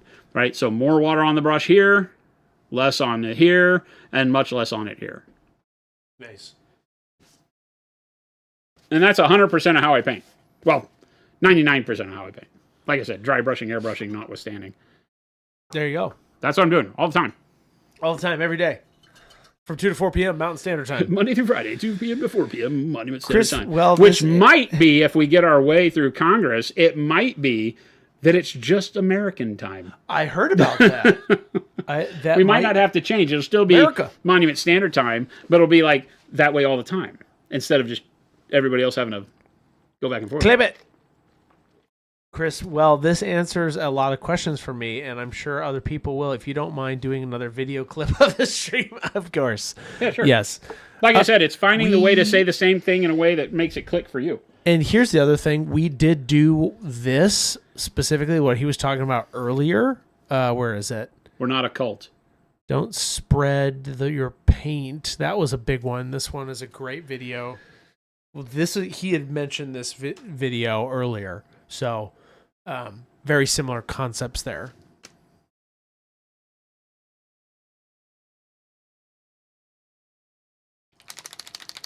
I need to use the restroom. I'll be right back.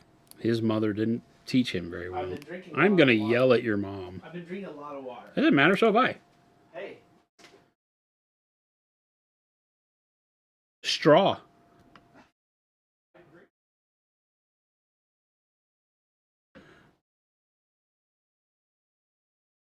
Chris is getting old. His bladder controls it. Question.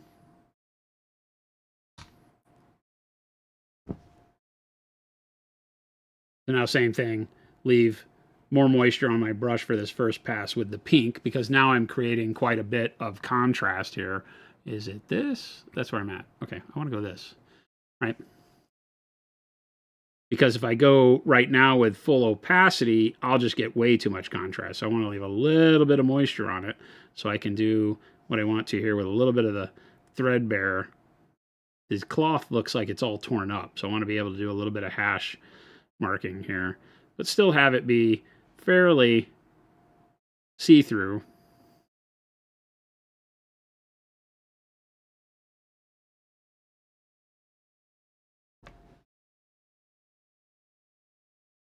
So that it blends in with the color underneath it a little bit. At the beginning and end of my brush stroke, it'll blend. Right? And then we just kind of keep doing that. With the point of the brush is what I'm painting with now, not with the side, because I'm doing these little bitty hash marks and wanting to get like edges. But hopefully you can see by keeping this sort of thin. You can't be super thin with a bright color like this because it'll bleed out, right? And then you won't get the brightness that you want, like on these edges. Or if you're doing those little lines, hatch lines like I'm doing, it makes it to where you won't be able to see them because they'll blend out too much if the paint's too thin. So you'll recognize it. Hopefully you'll recognize that pretty quick.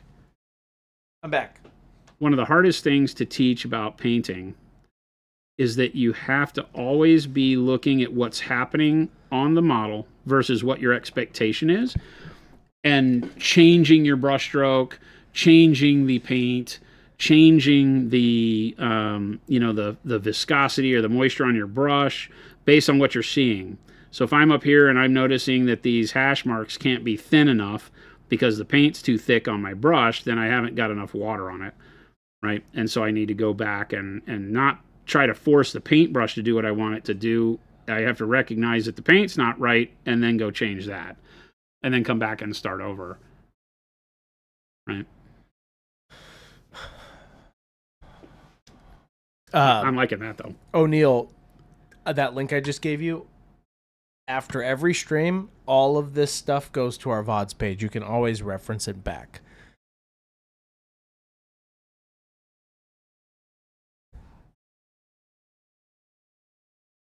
And there's a lot of nuggets here. The best way to get these nuggets is to be here, because obviously between now and when I hit the stop button, I'm not going to edit that video, but you can always reference it back. But we talk about this stuff every day. Kind of like what Jason was saying earlier. We say the same thing a lot, but different ways. And sometimes it clicks for you, sometimes it doesn't. Hopefully, we hope it clicks for you more often than not. And by we, I mean you. And by you, I mean Jason. And by Jason, I mean himself. Wait a minute. What? What? Who? What are you talking about? Watching this stream helps a lot. About actual painting helps more. Thank you, Ghost Hunter. 100%. Yeah, you got to go put it into practice. Just watching this won't do anything for you. I mean, it will make you remember, like, what did Jason say? But yeah, go put it into practice. If you see something that clicks, make some time to go paint. and watch that part of the stream back, clip it, do whatever you got to do, and Yeah. and then go practice it on your own. Ooh, here's a good one. That's the only way it's really going to ever have the effect you need it to have, is going and putting it into play. John Hogan says, many art forms are rooted in raw talent. Obviously, raw talent helps painting minis, but can an unartistic person become truly skilled miniature painter? 100% yes. I was at the Adepticon family barbecue this weekend. Yeah. Which is always a great time. Hank and the team of Adepticon invite me out. Good guys out and, there. And I taught a class. And this question actually came up. Oh, really? With people saying, a lot of people when they're there, it's funny because when I'm around, a lot of times people be like, oh, I just suck as an artist, so I'm never really trying to be good. And I'm like, I'm the wrong guy to say that to. I'm like, you're not impressing me with your fear of painting, because let me tell you a little thing that I've learned in my life. And this, I'll tell you guys exactly what I told them, is that in the world of tattooing, there are an equal number of tattoo artists who cannot draw a stick figure to save their lives, like a good representation of like a stick figure doing anything to save their life. Yeah. But who can tattoo mind-blowingly, can push color into skin. Okay? You get amazing tattoos from these people that can't draw a lick. Yeah. Because they've found the technology side of tattooing. Okay. And they've found their stride with how to implement the technology, right? It's like you don't have to know how trees grow and how wood works to be able to be fantastic with a table saw. Does it help? Sure. But you can do amazing things with the tool just by learning the tool. Huh. Yeah. And that's true of everything art-wise, I think. Now, if I hand you a blank canvas, you may be screwed. But you don't have a blank canvas when painting miniatures. You have a canvas that's already sketched out with what you need, because all the details are already here. Unless you're trying to do symbols on a Space Marine shoulder pad freehand or something like that. But everything you need to paint this is already in front of you. It's a coloring book. And so all you have to do is keep the paint inside the lines and choose colors that you like, and you're good. And the better you get at that, the better your work will be, to the point where you could be winning awards. I know plenty of people who have won Slayer swords who couldn't draw or do other art forms to save their life. So just to give you hope, yes, the answer is you can 100% become one of the best painters in the world without ever having what I would call, like a true creative artistic bone in your body. You don't have to be able to, draw or paint raw canvases with great crazy ideas, none of that. Because you're provided with the great crazy idea right in front of you most of the time. Yeah. So just play with what you got. That's a really good way of putting that. Yeah, it isn't meant to be a downer. And a lot of people will come to me and say, I can't draw my way out of a paper bag. I can't paint. Like, they're not the same when I've given you the artwork.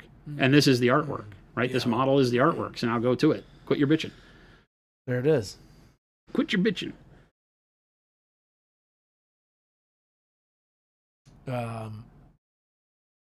There you go.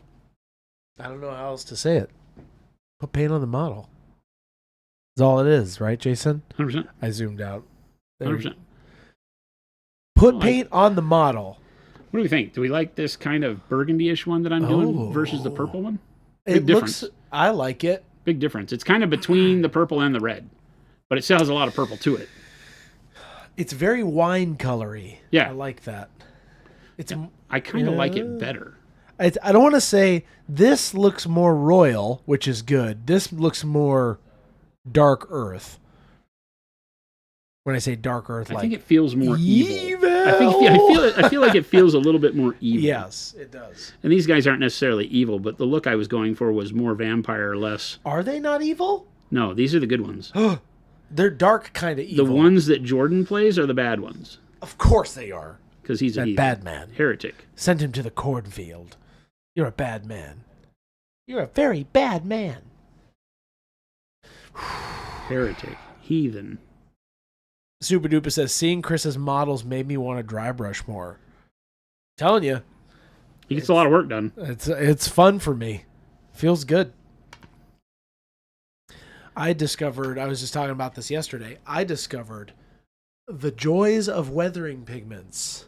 And I have been discovering it, but I discovered even more yesterday when I was doing my bases. And then I was just getting all the weathering pigments up on my model. And I'm like, oh, this is what these are for. Because then it made it look like the bottom half of my model was incorporated into the base. And it was perfect. And that's my TED Talk. Because then I started just putting weathering pigments all over the bottom half of it. And I'm like, oh, this is what I think these are meant for. You too, Super Duper John, can do this yourself. I know you're recovering your wounds from that loss, but... Wow, he's milking sometimes, man. Michael says, all right, guys, great watching you tonight. I'm logging off. Michael Woodward, take it easy, my man. Mike, see you, man. Did you get my email? I'm sure you did, and I just didn't see the response. So I'll get back to you ASAP. That was a full circle conversation Jason just had with himself. Yeah, hey, I did. Did you get my email? I'm sure you did. I'm sure you responded. Maybe I didn't. I'll check my email. Well, I did the standard thing I do, which is I sent the email, and then I went to lunch.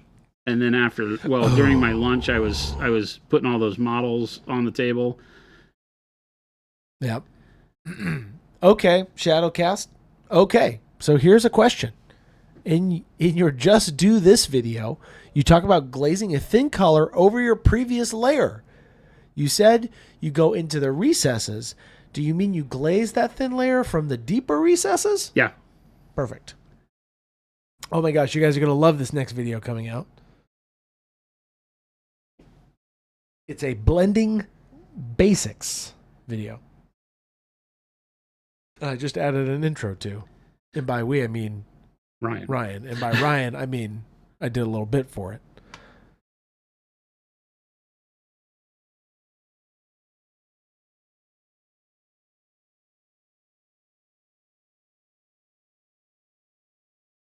Belcor, on the previous subject, how to learn to do awesome freehand if you can't draw a stick figure and don't have realistic artistic education?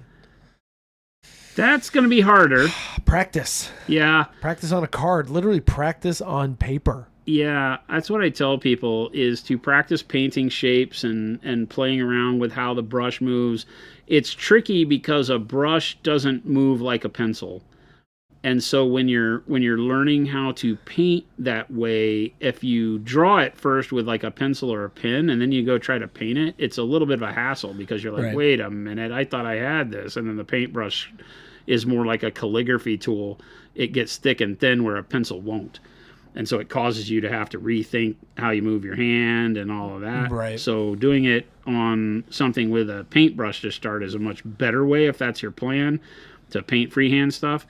Than to try to go draw it with a pencil is the thing I'll say. Once you start practicing, though, it really is just about practice. And, we've talked about freehanding a lot in the past, and that the big key, in my opinion, is learning how to break down the thing you want to paint into its geometric component parts, right? So I've shown before how a Imperial Fist logo is really just a series of triangles and cylinders. And treating it as such makes it a lot easier to get the thing across. But sometimes people can't visualize like what the thing they want to paint is in terms of individual shapes and such. But the better you can get at that, then the better the outcome will be. Because like I was saying, if I wanted to paint a bird, right? Then what is a bird? Because if I just start trying to paint, a bird, and I take the brush and am like, okay, beak around here, head around here, maybe that, does something like this, then I've got to be very careful with how the brush works out. And then maybe I've got, a bird body, which is kind of a ellipse, so I come in here and I paint, okay, bird body, right? And then I'm like, okay, how the hell do you do the wing, right? And so I'll start here thinking, okay, well, does the wing of a bird kind of, maybe it kind of comes up like this, and then it does the thing here with the big feather, and then it has a bunch of other feathers. And if you're just trying to paint like this, it can get real sketchy real quick. Instead, think about what all these shapes are individually. You've got a bird's beak that is made up of, maybe it's a triangle that you start with, and so you paint the triangle. And then there's a circle that goes on with the head.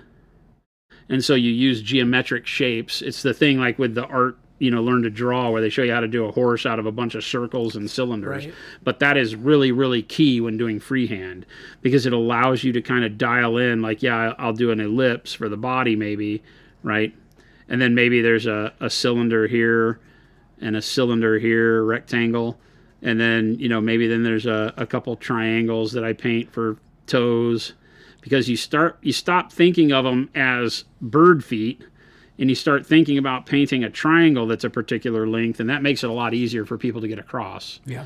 And so then you might think, okay, well, this, part of the thing might be a triangle, and this part might be a triangle, and then maybe there's a tremendous amount of triangles out here. And what you'll be left with is something that feels, a lot like a, like a native artwork thing, right? Because it's very basic. But it gives you the ability to balance the shape on whatever it is you're doing. You maybe paint your lines and then your edges and whatever. And so breaking it into these parts makes it a lot easier to then come back and refine it, because now you've done it in the simplest way to center it on what you're painting it on. You have a very kind of cookie cutter, 3-year-old round peg, round hole mentality to get started. And then you come back and you detail it, because now you can come back in and add the shape to everything, add feathers if you want to, on the feathered breast, if you want to come back in and add smaller details. Now you have the ability to work within the confines of whatever it is you've painted. I don't know why you do this, but you get my drift. Now you can come in and start working, because you already know what size it's supposed to be.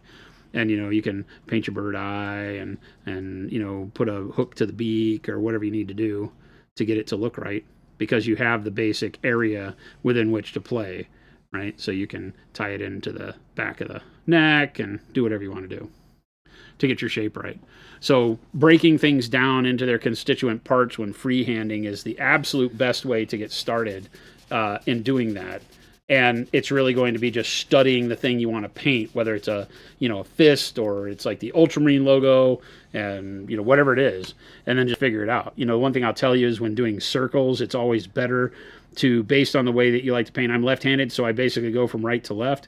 So when I'm painting a circle, I might get in here and do the upper half and do that quarter of it, and then turn and do this quarter of it, and then turn around and do this quarter of it, and then this quarter of it, rather than trying to go through and go like this, because you find the calligraphy part of painting with a brush is really hard to just draw a continuous circle or an S, because if I just go inside this, it's really difficult to do that until you learn how to twist the handle of the brush to do it with you. Right. So I've been doing it long enough that I could do a pretty good circle in one stroke. But normally people would treat it like a pencil, and they'll want to just paint it, and they won't know how to turn the brush, and it gets really thick and thin and doesn't necessarily look right. That one actually turned out pretty good. So I guess I can't really screw a circle up now. Bad teacher. But certain shapes are going to be very hard to do.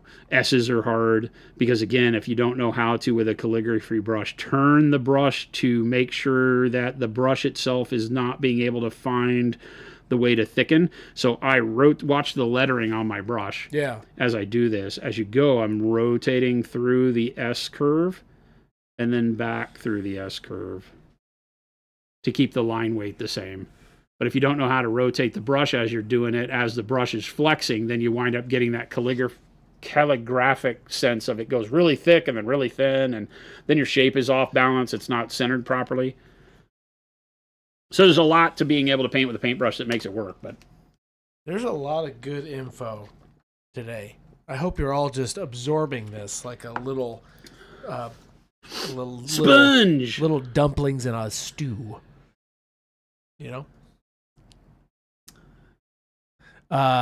Here's a great question. Would you use a synthetic brush for line work like that? Could be, yeah, sure. Yeah, the synthetic that I was using is softer. The synthetic brush holding a stiffer point is sometimes easier to use almost like a pencil, but it will still flex at the tip depending on the size. The bigger the size, the stiffer the brush.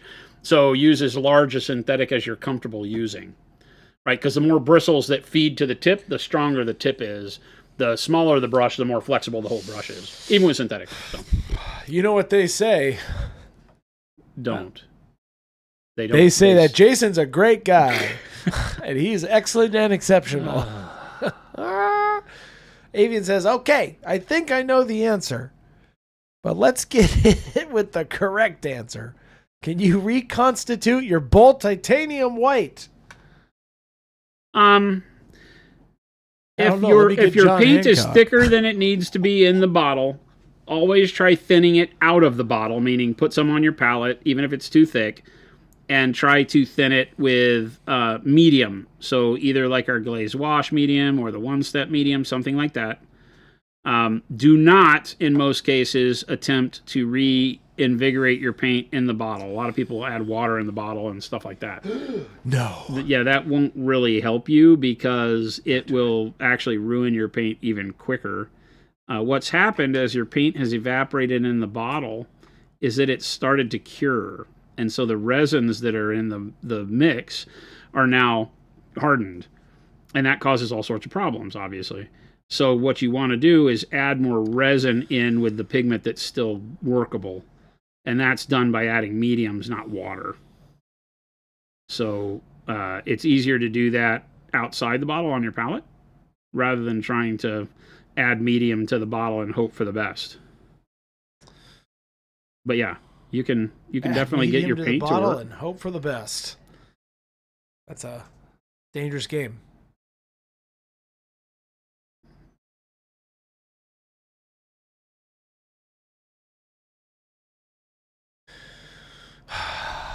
Shadowcast. Okay, follow up. Just to make sure I'm completely understanding. When you do the glaze, you're going into the deepest recesses of the model. Is that correct? Going back to the original question. So the idea is that you push your brush into the shadow a little bit. If your glaze is thin, then all it does is tie the shadow in with the color that you're putting onto it. Now, when you go to the next color above, so you've done like your first midtone, and then you glaze over your midtone, you just want to go into your midtone with it. You want to basically retreat back one color with the glaze and go into that one color that you did before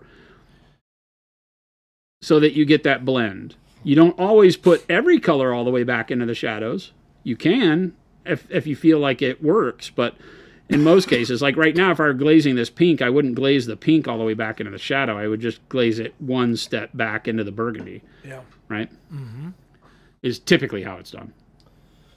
There are lots of ways to make that work. So there are times where I would be like, oh yeah, it would be really great to, right now, glaze this pink all the way back. If my shadows were too dark and felt like I had too much contrast on the model, then you can, glaze your brighter tones into your shadows and vice versa. But that's usually when you're fixing something or there's an imbalance that you don't like. But yeah, on that particular one where I'm talking about it, I go back into the shadows with the midtone color. Yeah. And O'Neill says, brush rotation I've never thought about. Do you do this in miniature painting to control the brush on curves? Yeah. Nice. Well, because a brush, when you go into a curve with a brush and you hold it's a calligraphy thing. If you were to learn calligraphy, the thing is you hold the brush still and you let the motion of the brush dictate the pressure applied on the tip, and the tip has an angle. So certain ways you pull it give a thick line, certain ways you pull it give a thin line, right? If you imagine a chisel tip like this is a calligraphy pen tip, right? They have chisel tips like this, a lot of them. Some of them are flat, but a chisel tip, like this, when you can imagine when you go this way, the line is very thin. Here, I'll show you, right? This is going to be very dramatic, right?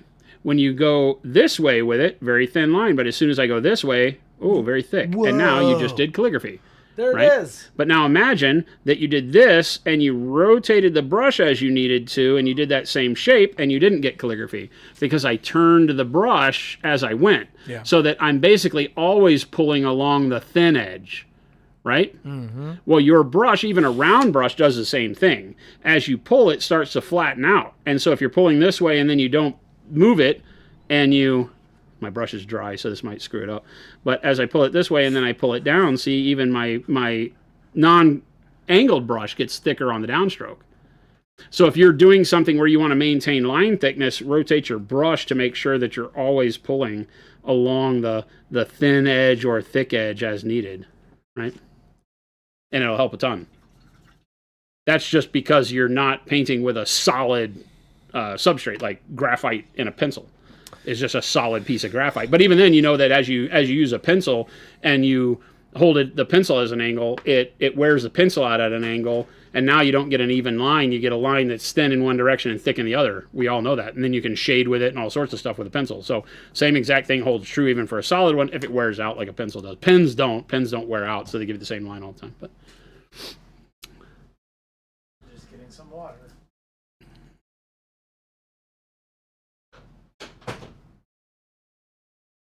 You were kind of drawing that S from middle school, says yours, Tony. From middle school? Yeah, I forget the name of it. What's the S? That this thing? Yeah, I don't know what it's called. I'm trying to brain fart on what the symbol is. Sue. Ooh. Chris, I'm going to teach you my brother's Warmachine. I'm coming for you, bud. Hey, buddy. He's easy to beat. Don't let him get under your skin. I don't know. He's easy to beat. Once you figure out his cheating methods, he's easy to beat. I don't know. I'm pretty good. He's easy to beat. I might retire. After winning one? Yeah. Undefeated. I defeated you. I've heard Jen likes that technique. Yeah, but she actually won all her games. You did not. I did. You didn't. You beat Super Duper Joan. I don't count your game. Why? Because you were teaching me. And you were teaching him. No, Jordan was teaching him. I was being taught in the past tense, so I will take it as a win. Do you see what's happening here? Do you see how it's rules for thee, but not for me? Jason's always trying to rib me. Hey, I did bring him Rust, and by him I mean Gabe brought him Rust because I texted Gabe this morning. So you have Rust now. Yeah. Because Jordan was like, I'm going to use Rust, and we're like, oh no! Oops! Oops! No, we had Rust here. No, we didn't. Somebody stole it. And then we gave it away. And he brought it back. And no, we didn't give it away. He stole it. No, we gave it away, technically. Frigid Phoenix stole it. Frigid Phoenix, shout out. Great community member. Frigid rightfully Phoenix took what was given to him. He stole it from I will protect his honor. Don't you dare. I shall and I will. Don't you dare, you horrible, horrible man. I thought you were going to say something else. I'm gonna take some dark plum here. We're still Jeff playing Brando, around. tell them we sent you, gosh darn it. Tell these companies that we are responsible. Tell the companies that can't sales. market for themselves that We're Monument doing it Hobbies for is doing you. all their marketing for Tell them. them to send us all the armies again because we have them all on our own dime. I think we already have them. And by our own dime, I mean Jason's dime. So now I'm going to glaze. This is an overall filter. So I have the colors that we've painted here, and this is the dark plum that I'm going to put over it. That's pretty. That's pretty. Right? So full brush load of water into my dark plum, spread it out here on the palette, get a nice glaze worked up. Come over here, take it all off of the brush, and then I want to just right over, pop in super close. Yeah. I want to go over that pink that we just did in a way that lets it still show through as a highlight, but now brings all of this into that kind of really cool wine color that I'm really liking. That's a little wine color. And this will smooth out some of the rough Take it easy, super duper. details that I just did. Tech Badger. I was looking at Conquest models an hour ago as a palette cleanser. We might do a palette cleanser of Conquest soon. Yep, 100%. I have to figure out my color scheme for it.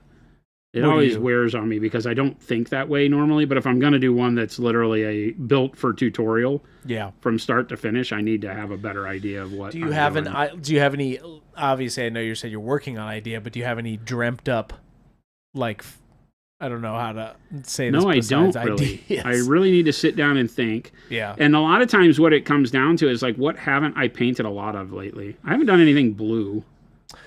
I can confirm you have not done blue in a minute. We could do something cool using like blue as the main color for those guys. Whatever it is, it's going to kind of become what my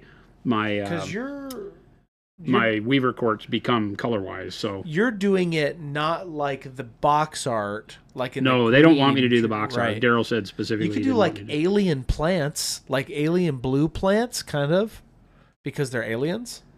Yeah, something like that. Like an alien teal blue. Something like that. Jade, we haven't painted anything really jade. Oh, Gandalf. Using jades as an entire color for a model is always cool. We've done these, this chromatic green-black armor like on the Tau, but we haven't done anything specifically jade. So here I'm glazing back into my shadows because this color wants to tie all of my layers together. Not just sink the pink into the mid-tone. I want the shadow, purple, and all of that to kind of gather a little bit of this dark plum. Jeff, we... like so. That I really like. Joshua Lee, he's opened up all the paints. He kind of... You've used a lot of... You use more some than others because I think of that's just because where you've been painting. But... What are you talking about? You talking to me? Yeah. What are you talking about? Joshua Lee was asking of the entire collection in the studio what paint has not been open yet, and they all have been open. Everyone's been open unless there's one that's new. I think there are colors. We get stuff added in new because we run out, and then I don't use it immediately, and so I have to open stuff later. I think you use some colors more than others as a tool, not out of favoritism. Yeah. Right? Yeah, I mean, like colors like pale pink and stuff last forever, right? Because they're tints for like red and things like that. I'm very rarely using them to like base coat or in large amounts. And Stan, One Step Rust is sealed. It's actually not. I took the seal off of it, so yeah, somebody may have already done that. Sometimes I get lucky and people are have already like opened them up by the time I get to them. But a lot of times, like when we replace paints that are running out, then obviously there'll be a seal on. So you'll see me take seals off. I just had 2 on Royal Purple today. Charles, we don't really know the other color, so the paint matching is a little bit different. Charles said looking for close matches for Caliban green, black green question mark. Yeah, probably black green. Was Castell. So you see how that glaze goes over the pale pink and turns the pale pink into a darker color, but I still have all my hatch marking, right? You can still see all the texture that I put on there for the threadbare portions of it. Yeah. Jason, here are some color matches. Instead of me reading these out, I'm not going to know them. I mean, if we do, I might get lucky. Castellan? Maybe? Bright warm gray? Moot green? Green? Yeah, I'd have to look up the colors. We'd have to pull the colors up. I don't think that way. I never pick colors based on anybody else's colors, and I don't use other people's colors, so I really don't know. Moot green, if I'm not mistaken, is moot green. These are always hardest things for us. We just got asked if we would do by our retailers if we would do a color chart, and I'm like, our paints aren't made to match other people's paints, so we basically can get sort of close, but usually it's a mix that we have to talk about. What about this? What about moot green, Jason? What would you call this color when you get a second? Is that green or bright green? It's like yellow green and bright yellow green mixed together. There it is. It's kind of in between. Bright yellow green's pretty close, but bright green on its own with bright yellow green mixed into it might work instead of yellow green and bright yellow green. Very interesting. Gosh, and getting swatches is one of the craziest sciences because it doesn't look like anything in the bottle. No, that's the thing, right? Their paints don't ever match what they have on the digital. We do it as close to eyeball for ours as possible in renders really and hard. you should see our process. I bring Jason in here with my massive color corrected monitor from home. Yeah. And I sit him down like the interrogation room. It is. Okay, what's this one? I was like, I don't know what it is. I swear. I have an alibi. I got Ryan on the line listening in live. All right, boys. I swear we're decoding this. But Charles, hopefully that helps you there. Well, shoot. Then I just need to answer one more. Let me look this color up. Jason will help you. I'm glad he speaks for me. You will. He shall and he will. We can get to the bottom of this. I won't let him win. Not you. I meant the color. This. Here we go. Oh, this is really close to what you're using right now. Oh, yeah. Bright green blue? Bright green blue. Again, what I'm seeing on the screen, though, is darker. It is. Right? But it's a crapshoot. This is a great color, though. Yeah, if we made a green blue, then it would look like this. So maybe neutral gray and bright green blue. Yeah, for would be a great way to get that. Celtra. That's a lot of edge highlighting, Jason. Hey, whoa. It Why is. are you yucking my yum already? Well, it is. That's a positive thing. Do. Yes, there's a lot of lines on these guys. I've already realized that. They Can't have you- the towel beat hands down. Could you dry brush with an angled here to save time? I could. Not you. I know you'll do it this way. No, I could. And there is a very valid reason to do so to save time here. So, it's just a matter of, are you willing to put up with what the dry brush might leave as residual brush strokes? Yeah, that's a good point, huh? And the fact that I've already done the cloth underneath. I would have probably needed to have done the armor before doing anything else. Jimbo, great segue, my man. It's after hours. Oh, no. Just saying. Anything goes. Oh, no. Do I have a meeting? Jason wants out. Do I have a meeting? That was so close. No, you're all kinds of free. That's when you were supposed to hit the hype button, Jason. What, when you said no? No, when it hits 4:00 and we go to overtime, you have to hit the hype button. That's perfect. That's the way we do our after hours announcement. Welcome to the after hours. Anything goes. That's right. Ball man look who showed up late. No free after hours pub for Chris. My voice is pathetic right now. It really is. You're struggling. I'd even order more PA if I need something I don't have yet instead of using what I already have for another brand. Hey, Danger Boy, we appreciate that. Not only did I laugh, my 3-year-old kids heard it and laughed. Woohoo! We've won! We've won in the household! I knew the kids out there would love it. Monument Jabe says, Jason, on a scale from 1 and over it, how over the button are you? I would like everybody to realize that I have given Jason this power and he can do it whenever he wants. So it is in totally his control. 100%. I'm a fan. I will still use this sound effect with my voice. Yes, Gabe. He has it. See what I did there? I know the power. And I'm that decent enough to give him the power. So there you go. But Chris, can you take this power away? No, I can't.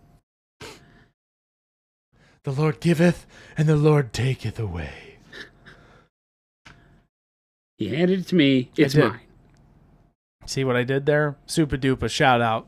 I know you're gone right now, but this is Super Duper's fault, technically. So you guys can't blame me. I was just the messenger in this story.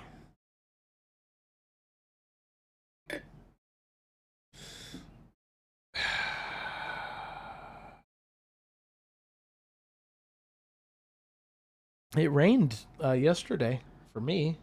It rained down here too. And it says it's going to rain here at night again tonight. It rained last night, right? It did rain last night, and it said there's more rain coming around 7 in this area. So which means it's raining at my house probably right now. Yeah, Jen said that it thundered and Yeah. last night. I didn't really Oh, notice dude. it, but It is real loud last night. I was so zonked, man. I don't know. Oh, well, you traveled, you did classes. But I got home. It's only a 2-hour time difference, but I swear by just keeping up till 10 o'clock last night was like a struggle. Oh, yeah.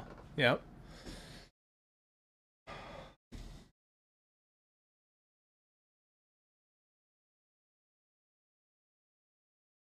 Charles, I think we answered that question as best we could with the moot green.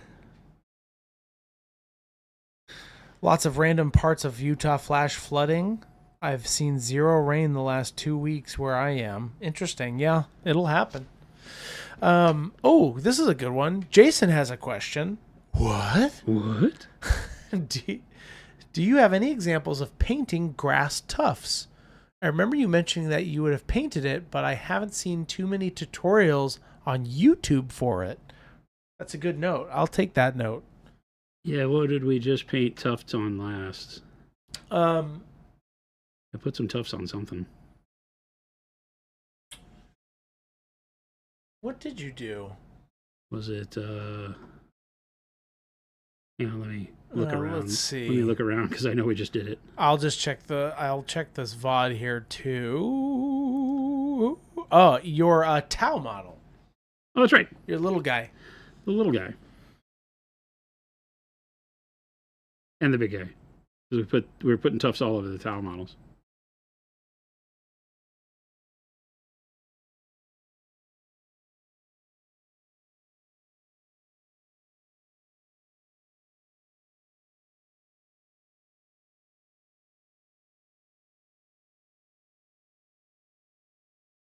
Charles, absolutely. We always try to get you guys covered with paint comparisons. Paint Rack is another one. We always get you guys covered with paint. That's right. We cover you with paint. Step up and get doused, baby. Wish it would rain here in Washington. We have wildfires near us, and it's so smoky. I get you. I'm so sorry that all of you dealing with the fires right now. A lot of stuff on these guys. Woohoo! Not gonna lie. Yes, and T-Cat, I saw that. We got 10,000 likes over on our stream here on TikTok. Awesome. 10,000? Well, remember, so people could just be like, yeah, it's the hype. It's hype on TikTok. Oh. That's what likes are. Yeah, woohoo! I knew, Jason. That's the thing. It's tough, man. I am your worst enemy now. This button is literally going to be the death of us all. I swear to God. It's going to be hilarious. Let me grab one of the towel models. Yeah, it's the little guy you did. I think all of them do. Oh, yeah. Big Bro is painted as well. Matt B says, this guy at my game store said Procryl is for people who don't have access to AK. No, Procryl is for everybody. And you'll love it. I love our industry. Okay. Here's a painted tuff. So yeah, so these paints, these tufts are all painted. They are just done with the black primer, right? Woohoo. And then technically just work back up with whatever colors. I think I did like dark green brown into maybe orange brown into khaki on these. Just because it takes the sheen off of the plastic, because they're just nylon static grass. And so at the end of the day, you want to make sure that they don't have a sheen that nothing else on the model does. And so I just paint them. So I just, shove paint on them when I prime the rest of the model. Yeah. If I'm smart, I put them on after the basing texture dries, glue them on, and then paint it all. If I'm dumb, I paint the basing texture, and then remember I'm supposed to put the tufts on, then I glue the tufts on and try to paint them around the basing texture. But I think I kind of did them right this way. No, I'll change these batteries, Ifus. I will change these batteries. That's it. That's the only reason I do it, is just I don't want anything on the model that doesn't have the sheen of the paint that I'm using.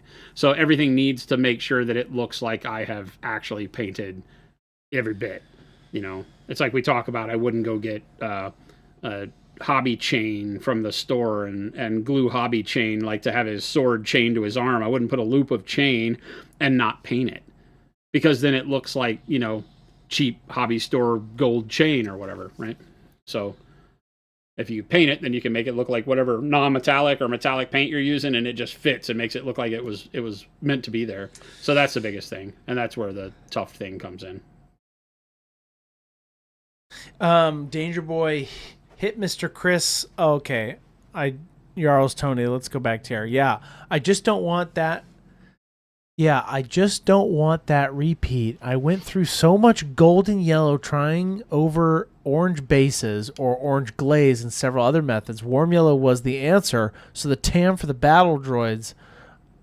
I just want to know the answer. Jarl's Tony, ask your question. What do you mean you repeat it? I'll figure it out. It took me weeks. Tell me. Let's go back up. Jarl's Tony, repeat your question. Original question. Work up for this iconic tan B1 battle droids. Oh, okay. What would you do for a tan battle droid? Can you bring up a picture? I've never painted them. Jason loves B1 battle droids. I don't. Jason's not. I don't know if Jason is a big battle droids painter man. I'm just not a really big, I don't paint a lot of Star Wars, so. It's kind of like a pale sand, right?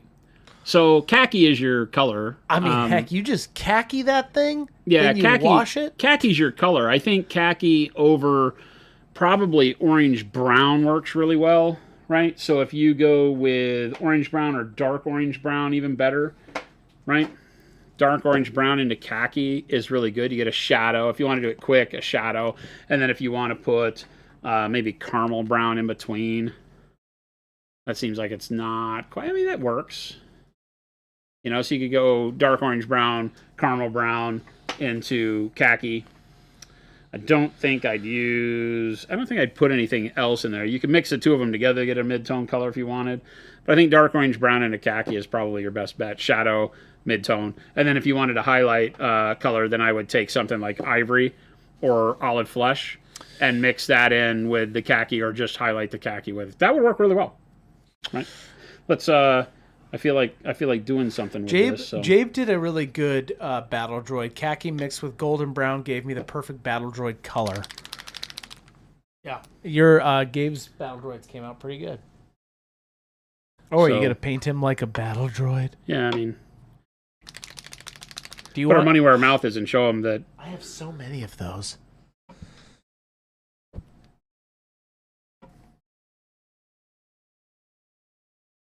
Oh, yeah, this one is a blanker one.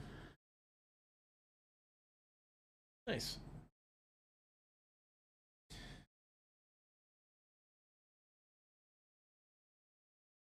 B1 battle droids?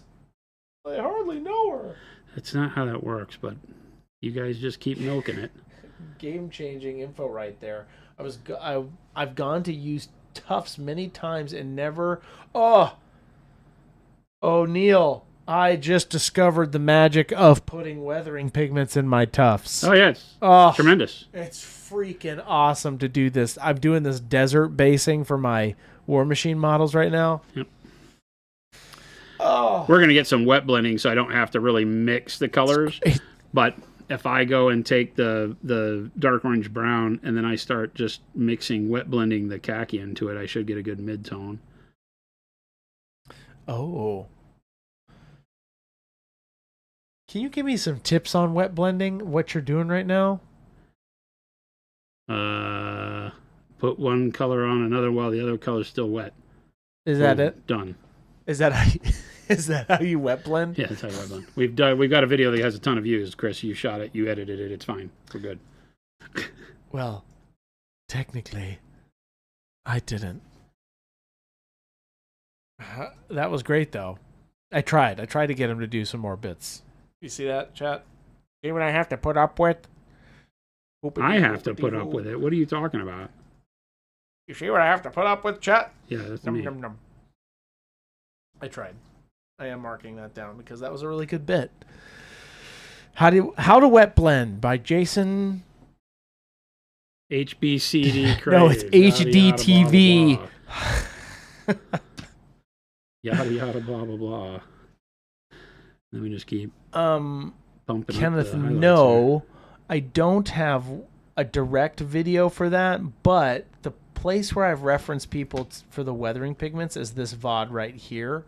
The day we launched those, the first 30 minutes of this video, which I should clip out now that I think about it, and that was a test for me later. Kenneth. Of course I've clipped this one. Check that out. The first 30 minutes, he does a whole tutorial on it. There you go.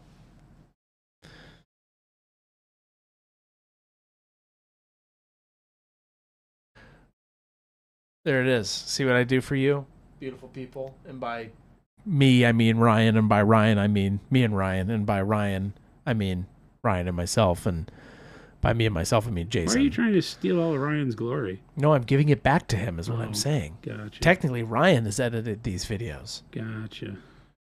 Shout out to my boy, my son. My beautiful boy. I've abandoned my child. Ooh. I mean, this is pretty cool if you're into that kind of thing. You know? Wow. I mean, if you're into wet blending.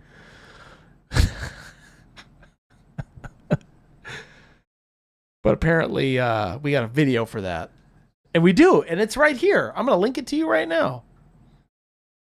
I mean, this is done in a little bit more of a actually works on the model for the shape of the model type thing, but he's talking about wasn't my goal was to show you wet blending, but it just so happens that this paint is wet, and if I want to get it done in any reasonable amount of time, we're wet blending it. Isn't that just what everybody's doing now with wet blending? Is that just the secret? I just need to go fast, so I'm just going to call this technique wet blending because I don't want to be patient and let it dry. I mean, this is exactly what wet blending is the ability to take one color into another that's wet underneath it so that you can get your blending to be seamless or as seamless as possible. Yeah. Because where your brush strokes go, you're mixing the paint constantly. So a little bit of a lighter touch will mix them very delicately. A heavier touch will put more of what's on the brush into the color before it. And so when you're done, this is as close as you can get to the feel of airbrushing with a regular brush, in my opinion. And so, you know, boom, there you go. So very quickly we make B1 Droid type coloring. Nice. With a good shadow out of two colors. And, you know, you get pretty smooth blends on there. Does that work? Is that kind of the right color? You could take it more towards pure khaki. It looks better. To get it brighter. It looks better than some of the Battle Droid colors. Gabe says, dang it, Jason. Oh, because Gabe wants to do this now. It's not bad. Gabe, you can paint more Battle Droids. Yours look good too. I mean, maybe.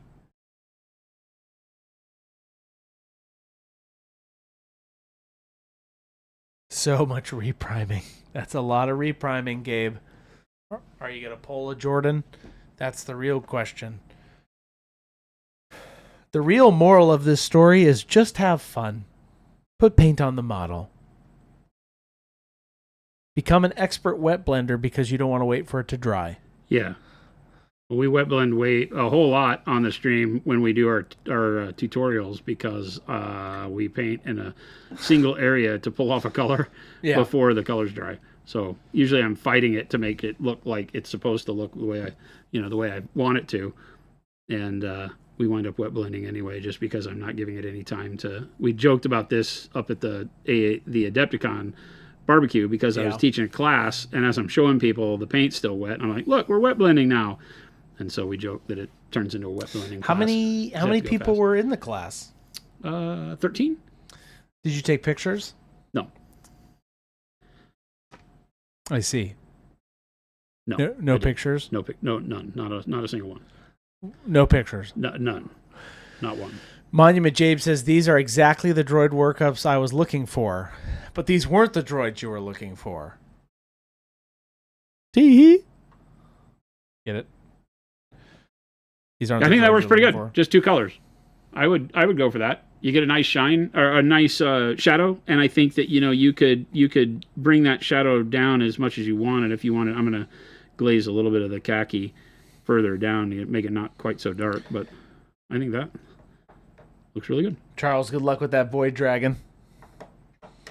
Battle Corgi says, this is why your expert acrylics are goats. Oh, yeah. They're amazing for this. Yeah. I think that's a good color. Dark orange, brown, khaki. That looks pretty good.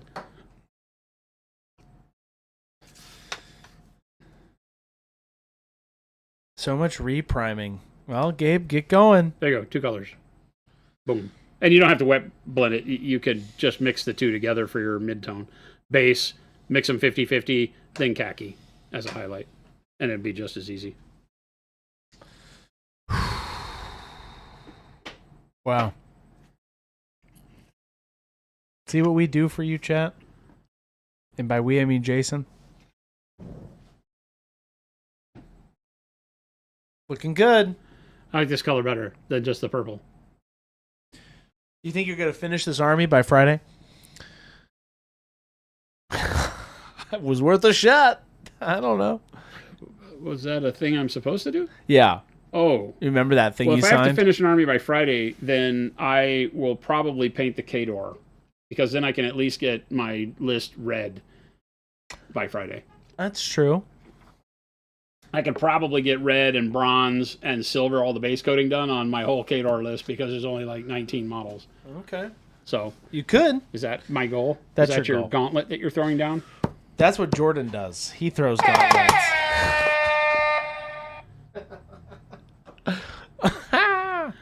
Charles Tony says, question answered. Thanks. About the droids. I think you could do it. We do see it, Chris, and we sincerely appreciate it. Hey. Wet blending is just impatience with a trick name. I love that. That's what we need that on a shirt. That's what I was saying. Well, it's like when we did that wet blending video and somebody did well, actually, that's just called blending. This video, the little hobby tip video. Yes. Duh. Well, that's okay. I do have a technical question, Jason. Is it called brush blending and then wet blending? Because in this video, wet blending.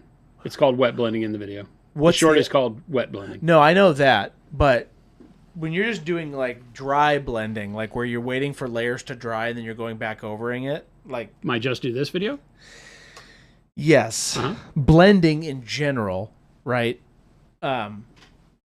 Never mind. You don't know what you're talking about. I don't. I don't know where you're going. I'll talk to you off this. I don't know where you're going with any of what you're talking about. We have a video coming out that's all about blending. You do wet blending. Yes. And then the first part, you just do layer blending. Yes. Is there a technical term for that layer blending?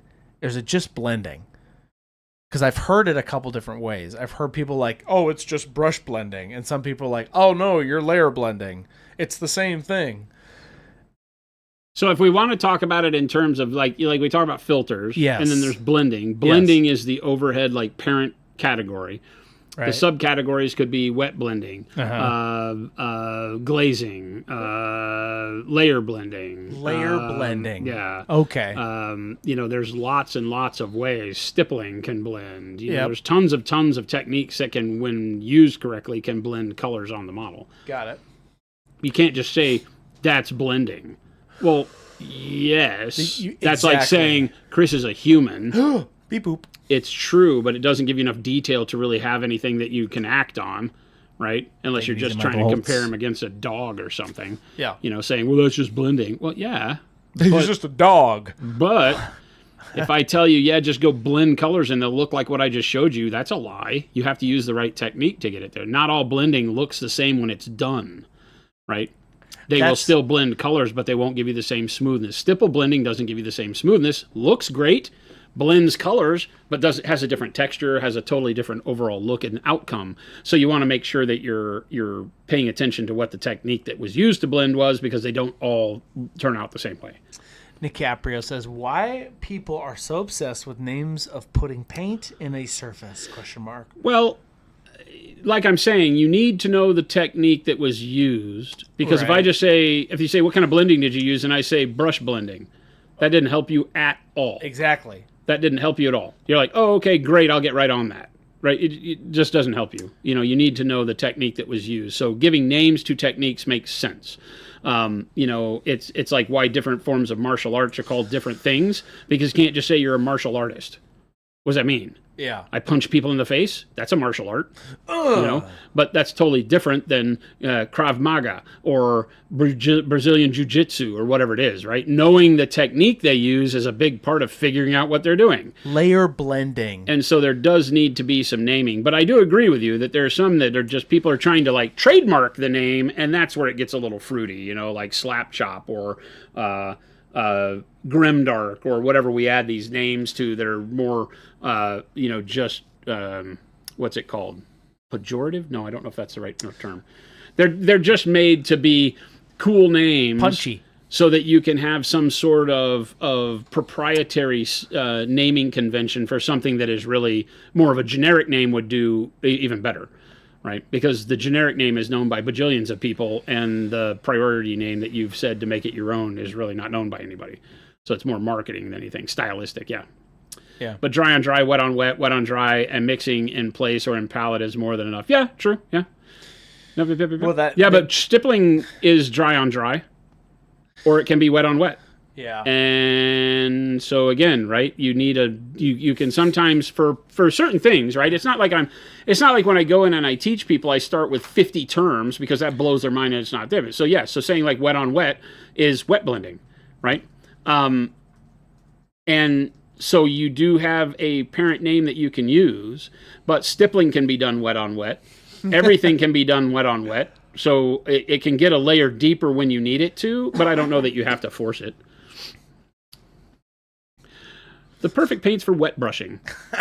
That's awesome. Wet brushing is like everything, right? Except for dry brush. There's dry brushing and wet brushing. Let's just do that. For brushing. Procro, the perfect paints for paint brushes. Yeah, it's just one of those things where, depending on how far down you want to dig, I have conversations with other artists that they're like, hey, I really like the way you did that thing. How did you get that blend to have that texture and still be a smooth transition? Yeah. And I'd have to look, and I would tell them, okay, I did this. That's the way I moved my brush to get it to do what I did. And that can teach somebody something, Can it technically be dry on dry blending? Yeah. But it doesn't tell you how I move the brush to get it to look the way. So 2 brush blending, 3 brush blending, 6. I do 12 brush blending, Danger Boy. That's a lot of brushes. Yeah. We call it the oodles and oodles method. More noodles. More noodles. Chess boxing, yeah. 12, I am a master. I sit on a mountain alone, waiting for people to make it to my domain to ask me questions. And then I kick them off the mountain and tell them, you are not ready yet. He does that. Count each hair on the brush as a brush. 1,000 brush blending. It's 1,000 bristle blending. I do 1,000 bristle blending. How many... Grim noodle. How many hairs do you think are in our brushes? 568. Is that true? 100%. We count each one. 1, 2, 3. To be a master painter, you must snatch the paintbrush from Jason's hand. Is Chris the mountain? Are we the mountain? Who's the mountain? Danger Boy, your heart... Your heart is in the right place, Danger Boy. Your heart is in the right place. I quit. Are we the mountain? Is Chris the mountain? I am the mountain. And by chat, I mean we. And by we, I mean me. And by me, I mean all of us together painting this mountain. Thank you. Chat, I am the mountain. And you are the people which climb to the top. Can I be the walrus? Yes, you can. Cuckoo. That's great.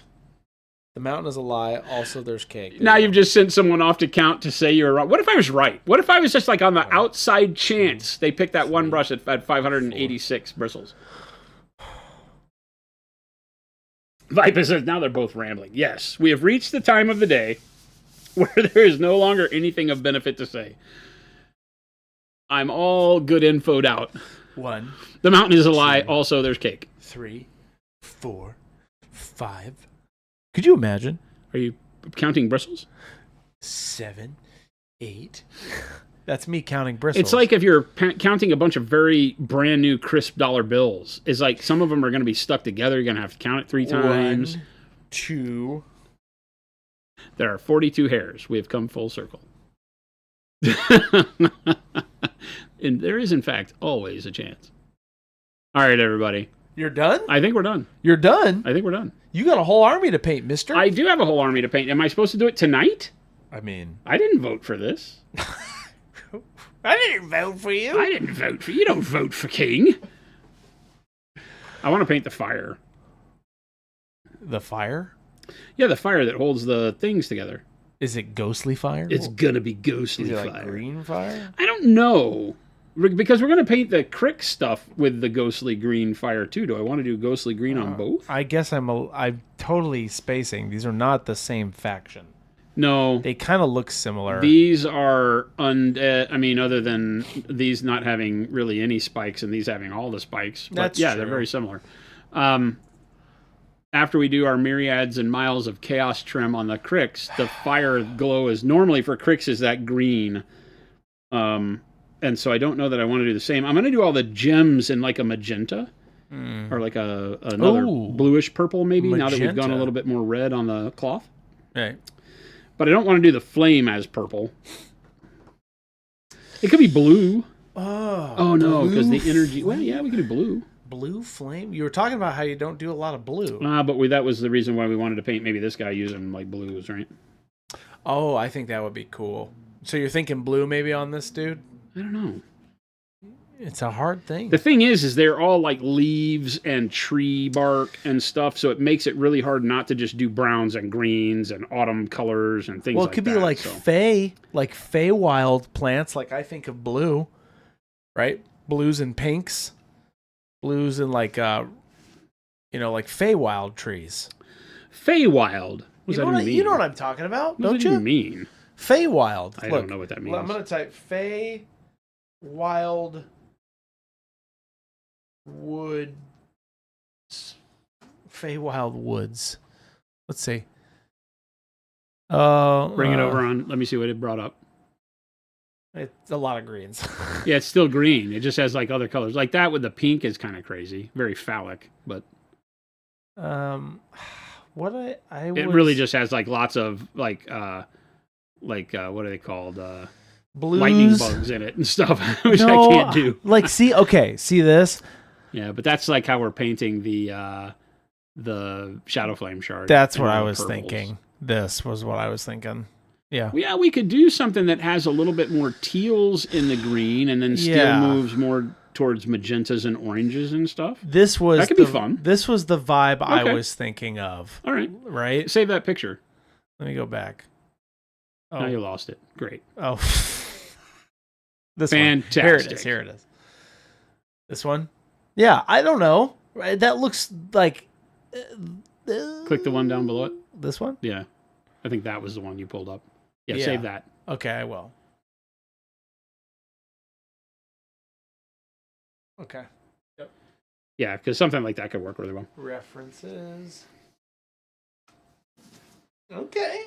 Okay, he likes it. Okay. There's also like that, like that ultramarine, faded blue, that kind of thing. This was could kind work of really well too. You see, like the blues in this. Obviously, you guys have no idea what we're talking about, but save that one too. Yeah. See, Google Images is your friend for color schemes. Type weird stuff that Chris comes up with, and save a few of those pictures, and then you can come up with a color scheme. Yeah, so I need to plan out a color scheme for this guy. Figure it out. It's got a lot of really cool textures to it because it's a plant, basically, right? The whole thing with these guys is that they're aliens that can... Do you know the book Out of the Silent Planet? No, never heard of it. You're making stuff up. No, it's a book by C.S. Lewis. Oh. It's never heard of him. You're making stuff up. We're gonna do a series on this conquest where Jason paints up a really nice tutorial based one. So those streams will be more geared. Is there gonna be more geared towards that, like the principles that he's doing on that model? So it'll be a little bit more of a focus stream, right, Jason? Sure. I'm not listening to you anymore. Jason is asking, are there examples of the second wave of one? Did you see the sample models, Jason? He's talking to himself, Chet. It's a banana man riding a tomato. I like that. And they are coming out. They are kind of banana man. Obviously, I've been I've been posting you guys have seen it here in chat, so that's kind of, we're just hyping up all the new colors, right? So, over on our socials. But he does have an example. It looks like Baby J showed everybody the models and then put them all back in weird places. Weird places. Bright slate gray. Okay. Yep. That has a little bit of a dry brush of white over it. Right. But on the back, it does not. That's bright slate gray. Meant to be a good shadow base for white. Works really, really well. Looks very good. Yellow green. Yep. Oh, that's such a good goblin green color. Yep. Like your orcs and come on now. Yeah. The yellow green is great. Dark brown. Oh, dude, that's going to be amazing through the airbrush. Yeah. For trees and stuff. Deep blue. Oh, deep blue. Deep blue. Black. Straight up. Straight up just black. It's just called black. It's as generic as it comes. Dark green blue. Basically dark sea bin. In a one step. Ta-da. I think this is one of my favorites. Very, very good. Dark turquoise. We have a lot of people that are very psyched for that. Had a guy come up to me this weekend and be like, hey, did I hear you say you're doing dark turquoise in the one step? I was like, yes. He's like, oh my God, my whole army needs that. Dark purple, of course. Fantastic. Get that shadow layer on there. A lot of really good shades. Olive green. It was all yellow. Or I'm sorry, olive yellow. Olive yellow. Olive yellow. You just gave me a heart attack. Oh, yeah. Olive yellow. It's kind of a greenish brown base yellow. And then bronze yellow. That's what I was going. It's all bronze yellow. Bronze yellow. That comes to my mind every time. Yes. And scarlet red. Which, yeah, scarlet red. With some other nonsense on it. But scarlet red. You got a little Christmas a lot going on this guy, but scarlet red is good. So. Yeah, a little Christmas. And then rust is the one that we're not showing here because we have already had it out for sale. There it is. It was all bronze yellow. I hate that. What? I hate that. You said it. I hate that. You literally came up with that. I did not come up with that. You did. You sang it one day on stream. That's where I got it. You're like, it's all bronze yellow, Chris. There's the glasses. Okay. I'm done. You're done? I'm done with you. You got an army to paint. I'm done with him. Get back to work. Alex, you had any sample models for the newer metallics? We did those too. I don't know what you're talking about. Unfortunately, now some of them have washes. Now some of them have washes over them. Oh, but look at that. We put Payne's Gray wash over the silver. That looks great, huh? It's insane. I love that. It's so insane. That's how good it looks. That's a Gray Knights in a box. Yeah, just with a single coat of the silver and then a Payne's Gray wash over the top of it is dumb. It's just dumb. Yeah, Gray Knights in a box it's there. so stupid. Dark browns. Dude, dark bronze is so much like bronze because it's so shiny. That bronze is just crazy. This is what I just painted. That's B1 Battle Droid. Not a metallic. That's the wet blended robot. B1 Battle Droid. What that is. I think this is white gold. I think that's white gold. Or is that bright bronze? No, that's white gold. That's white gold. And this is bright bronze, but we put one of the... Oh, right. Yes. You put petroleum brown wash over That's what you did? Over the white gold. That's we put what petroleum brown wash. We were just showing how intense the shine and then a coat of wash alters them so amazingly. Gold. It's gold. Silver and gold. And then copper. Silver and gold. Can't catch me, copper. Oh, we'll catch you all right. If Super Duper John's here, he would have asked you to do a magenta wash over that copper. Can't catch me, copper. Here's a final question for you, Jason. Thank you. Absolutely love the paints. I'm painting up orcs in a purple and white color scheme, but I'm struggling to get a poppin' purple plum for the armor when I've used royal purple for the skin and shadow. Any advice? Your current buildup is Payne's Gray, royal purple, and I'm struggling with an appropriate highlight color. Am I approaching this in the right way? Yeah, you are. And let me show. Well, so This can do well. This is what I've done here, but of course it's on cloth, so it's meant to be, kind of dim. And this is with plum over the top of royal purple, and then into plum, and then light plum, right? Yeah. Faded plum. So you can do that. It keeps it, in that kind of range of purple. But I'll grab some other models real quick. Oh, I can't. They're not in here. What models you talking about? My Shadow Flame shard, but they're all boxed up. Oh. Where is that? This is kind of the same, but this goes from royal purple, or I think it's actually dark plum, into royal purple, then using faded plum mixed in with the royal purple. Yeah. So it gives you more of that faded look to it. When I'm doing non-metallic metal, it gave me a really good mid-tone. So you have that you can do as well. Then you have... All of these are subtly different because this one uses more of just dark purple, and then pinks, right? Mixing in like pink into the purple so that you can do that.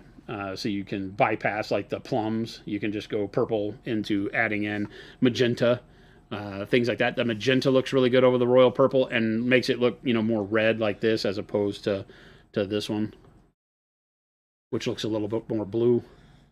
So if you go, royal purple, start adding magenta in, and then start working towards pink as a highlight, you get something more akin to this. Yeah. And that keeps the reds. And then if you go with the faded plum or things like that, then you get a little bit more blue. Faded ultra. Oh, this was faded ultramarine, wasn't it? Yeah, this was faded ultramarine, I believe, on that one. But gosh, we have so much purple stuff. It's almost like I use purple for a lot. Purple pants, that's what I was looking for. Purple pants. Right? And then again, just, like royal purple, purple, and then adding in magentas and pinks. For like Hulk's beat up purple pants. Works well too. So all of them just, variations on a theme. Plum works good. Moves it into, and then with the faded plum and such, you can get that bluish hue to it. Yeah. Jeff Brando, thank you for that sub. Keeping you more red. That Hulk's cool. I like that Hulk. He's cool.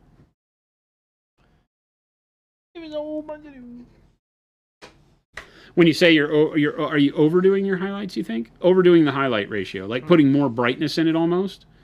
Like here, I think with purple, depending on how bright, like you can see like on the legs here, sometimes I've gone a little harsher with the pale pink. I think it was that I used as a highlight. And you can see like I've given a little bit of shine, on edges and stuff where it punches up a little bit higher. But for the most part, this guy was all airbrushed with the purples and then just edge highlighted, because I'm going quick with them, but it works pretty well. And then you can thin down the pale pink and... No. What? That Hulk needs a tutu, says Ghost Hunter. I swear to God. The tutu's on set at all times. It's right there. Yeah. I'm not touching that thing. Just the... I'm not touching that thing. All right. I'm done. What? I'm done. What are you talking about? Done. I'm done, Chris. You got an army to paint, mister. I'm done, Chris. I have some models I got to fix. Oh. Play with those models that just came in. There's a whole army out there to build. So I might build that army out there. To build? Yeah. The Orgoth Sea Raiders are out there, the whole army. How many Warmachine armies are there? Jason, what is going on? What do you mean? What's going on? Are you saying I have a problem? There will be no intervention. I don't think you have a problem. I think you have a solution to having... I said, screw it. We're just going to get them all. Except for the one Jordan has, because I don't like that one.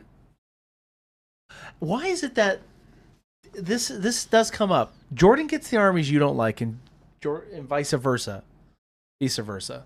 No, I think because Jordan has other armies that I like. Yeah. But you're like, sometimes you don't like Jordan's The vampire one I didn't really dig at first. It doesn't mean I won't like it, this time next year. We got to get Grimkin. I need 2 houses. That's my next one. I might do it. I might pull the trigger now that I'm invested. I looked up a build. I like to hear that he's invested. Right now, Grimkin is like torturing the tournament circuit. You want to know what it is? The child and the dreamer. There's another one that has, and I saw a build that has 2 houses. 2 houses. Yep, I've seen one that had 2 houses in it. Uh-oh. And it like won a tournament. So you have models in your car? Oh, yikes. You don't have models in your car, do you? no, they're here on the table. Oh, okay. There are models in the car. I got a box. Jason. So at the Adepticon barbecue on Sunday, they have a big raffle, and they have all this prize support that goes on the tables that's leftovers from all the conventions. So it's like a whole store's worth of stuff. Yeah. And they give everybody a number from like 1 to 50. I think there were 53 or 54 people there. So it's like 1 to 54, and they count up, 1 through 10 go, and then everybody, and they get to come onto the table and pick something. Yeah. We sent some Evo Go bags, so they had 2 Evos, 2 Neos, and a bunch of other stuff, one-step paint sets and things like that. So, but there were like A cases from Table War, some really great stuff. Okay. And I was not going to pick anything. I wound up picking a really cool little token separator thing from Game Genix that's really neat. And then one of the last things that was out there was they had one of the Star Wars Legion sets that I like that has Obi-Wan Kenobi and then a bunch of the clone troopers in it that are really cool. And it was a newer one that they're out of stock on. And so, of course, Hank is like, oh, they're out of stock on that one. You'll never get it again, so you might as well get that one. So he picked it up, and I got it. So it's out in my car right now. Okay, those won't melt. It's sprue plastic, so I'm not worried about it. But resin, we don't keep resin in our cars. Uthi Bone says, watching this has made you want to get some of the new Warmachine stuff. Man, I'm right there with you. We have all the armies now. Go get them and tell them we sent you. We have all the armies now. I have Dusk, Shadow Flame Shard, Kador, Crix, Old Umbry, the Orgoth Sea Raiders. That may be all of the new armies, right? 6? Yeah. Right? Dusk, Kador, Crix. We got all the minis. Old Umbry, Orgoth, Shadow Flame Shard. Yeah, I think that's it. Yeah. I feel like that's it. I mean... It's a lot. 6 armies. It's a lot of models. That I have to paint. Yeah, you've kind of done 100-point lists. I'm excited about it, though. Hey. I've got to paint my Conquest First Blood armies. Yep. But I can't do those because Chris won't finish building all the models. So he's taking his sweet old time. Uthibon, the Sea Raiders and Crix. The Sea Raiders, I am hit or miss on. I think that right now Dusk is literally one of my favorites. These models have really just spoken to me. Chunky, vampire elves are kind of cool. So I am enjoying this with just the black armor, and now with this kind of blood wine purple. I think I like a lot better than the royal purple that I was going for. So I'm gonna finish them out like this. And I'm very happy with it. So I think I really dig this army the most out of what I have. I'm not sure I like the list and the way I think it plays, but that's all about putting dice on the table and running with it and seeing. Hey. But I think the models I really like because there's a lot of them that are like their cavalry are on these big like tigers, and it's just really a cool army. It has chunk to it, and we got to show them the big guy. What big guy? The wing guy, the Phantasm. Oh, that thing is heavy, probably, huh? Was that a 120 mil base? 120 mil base. It's a colossal. They only have a certain back out all the way. They only have so their colossal is freaking amazeballs. Yeah, this thing's got. It is such a great pose. If you look at it, it's like the wings are not glued on, so that it actually fits in a case. But if you look at it, it's charging forward. Like here's its feet back here. Yeah. It's lunging forward like on jet propelled, jump pack with its 2 huge cut 'em up swords. It's just freaking amazeballs. So I really like this guy. This is going to be fun to paint. It's going to be a test of will to see if I can do it in the color scheme that I've done. Because I have to brush paint all the one step on it. So we'll see if that holds up on this big, huge guy. Uthabun, I mean, here's the thing. You don't have to schmooze friends if you have 2 armies. Buy yourself 2 armies and then teach people. That's how you do it. And then you get to paint 2 armies and fight against 2 armies that you want to play. The big character Jack is fun too. So it's a neat, big, chunky army. So far I've really liked this. In 3rd edition, I wasn't as stoked on the army. I played it. Yeah. Those are big boys.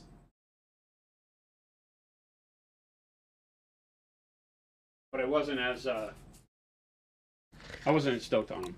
And then, you know, like the tiger mount guys or kitty cat mounts or whatever, these guys are just rad. Yeah. So there's a lot of really cool design on these, and the way they're put together is great. You know, whereas the Shadow Flame Shard, I think they have a good design and failed miserably on the execution. I think these guys are great all the way through. Crix is great. Kador is really great. I've been having a lot of fun with them. So, you know, this is like my comfort zone because I have painted so much Warhammer. Yeah, that's true. And have played so much Warhammer or Warmachine and really just love everything about it. And so it just speaks to me now. And so the more I look at it, the more I'm like, yeah, all these factions are rad. I'll just paint them all. Yeah. I'll just paint them all. They're fun. I have painting ADD. I have model ADD. It's the best way to be. I do have bright shiny syndrome. BSS.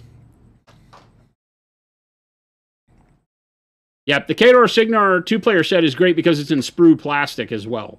Yeah. It's not all resin. The rest, a bunch of these are like all of what you see on the table here are all... they're a little brittle sometimes. They're all 3D printed resin. All Yeah. of them are. I don't think... There's nothing here that's plastic that's in the Warmachine thing, I don't think. I think all of these are resin. This guy might be plastic.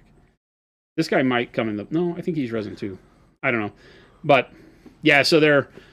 That part's a little bit of a bummer because the Crix has 90% of the models for Crix came out of the box broken. Yeah, it's tough. And they're so broken brittle in ways that are not fun because they've got like spindly, you know, long spiky finger bits because they're like wraiths and all the fingers are busted off. So there was one where I had to glue on.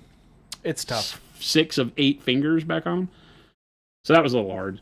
You know, the Death Jack was okay. I think that was just like the chains here on the back of the arms were all broken off. Yeah, that's tough. But there weren't a whole lot of other little bitty bits because he's pretty chonky. There were some toes broken off on him and maybe a finger or two. But they were chonky enough that they went back on pretty good. So, yeah, resin, he's pretty cool. The resin stuff is, some of it's good, you know, but it is tough. They're a little brittle. Not a fan. Yeah. I'm not a fan. I'm like, suck it up, make sprued plastic, invest. If you believe in your game, make plastic. Yeah, I would agree. The 3D printed resin is tough to sell it. To sell at the same retail price is a little tough. So that's the only hesitance I have when I'm like, yeah, go all in, because I just don't want people to get armies that are blown up when they get them and they can't really repair it all.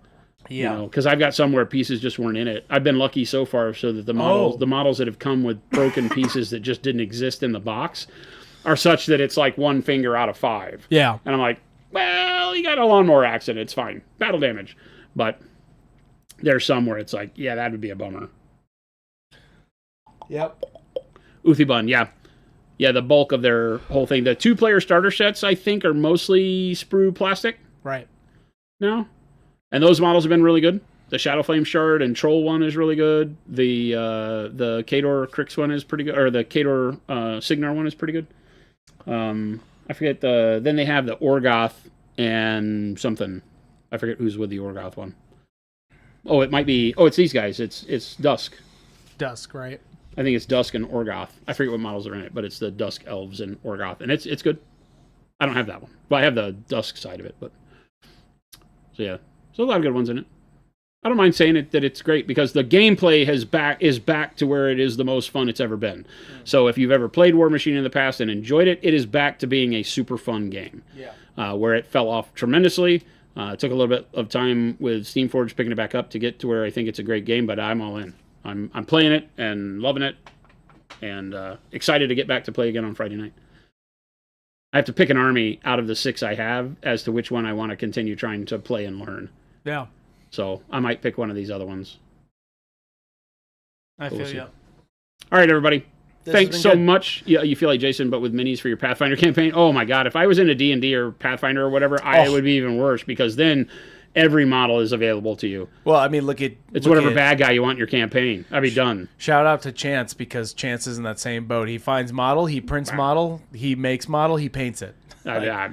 It's all in your. At that point, you're screwed in a good way. Yeah, I can't do it.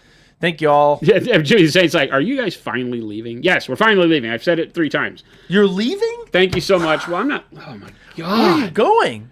So thank you so much for watching Paint Dry with us today. Yep. I appreciate you hanging tight with Chris and Jordan. And I'm sorry we missed you on Friday when I was gone. But we're back. That's right. Here for the long haul. I'm not leaving again for a while. Chris is probably going to ditch us from time to time, but we'll pick up the pieces. It's Me? fine. What It's do you fine. mean?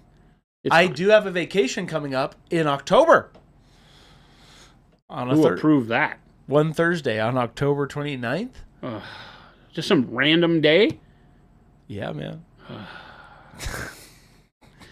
But thanks, everybody, for hanging out. Remember, we do this Monday through Friday, 2 p.m. to 4 p.m. Monument Standard Time here in Phoenix, Arizona. We'd love to see you back. If you just wandered and fell into this hole of craziness as your journey around the internet, hit the follow or the sub button. We stream on damn near everything. Yep. Twitch, Pretty soon, YouTube, even more. TikTok, Facebook, Kick, you name it. We're there. Hit the follow button, the sub button. Come back to us, Barbara Lewis. Thank y'all. Hare Krishna, Beauregard. We'd love to see you back. Make sure to click the links that Chris put in chat, hopefully. I did. Join our Discord. I promise. Do I it. did. Do it now. Do now. Do it now. And make sure to stick around because Chris is going to find us somebody to raid. So show some love in that chat we land in. Enjoy your evening. Go check out monumenthobbies.com. Spend your money on paint. Spend your time painting models. We'll see you later.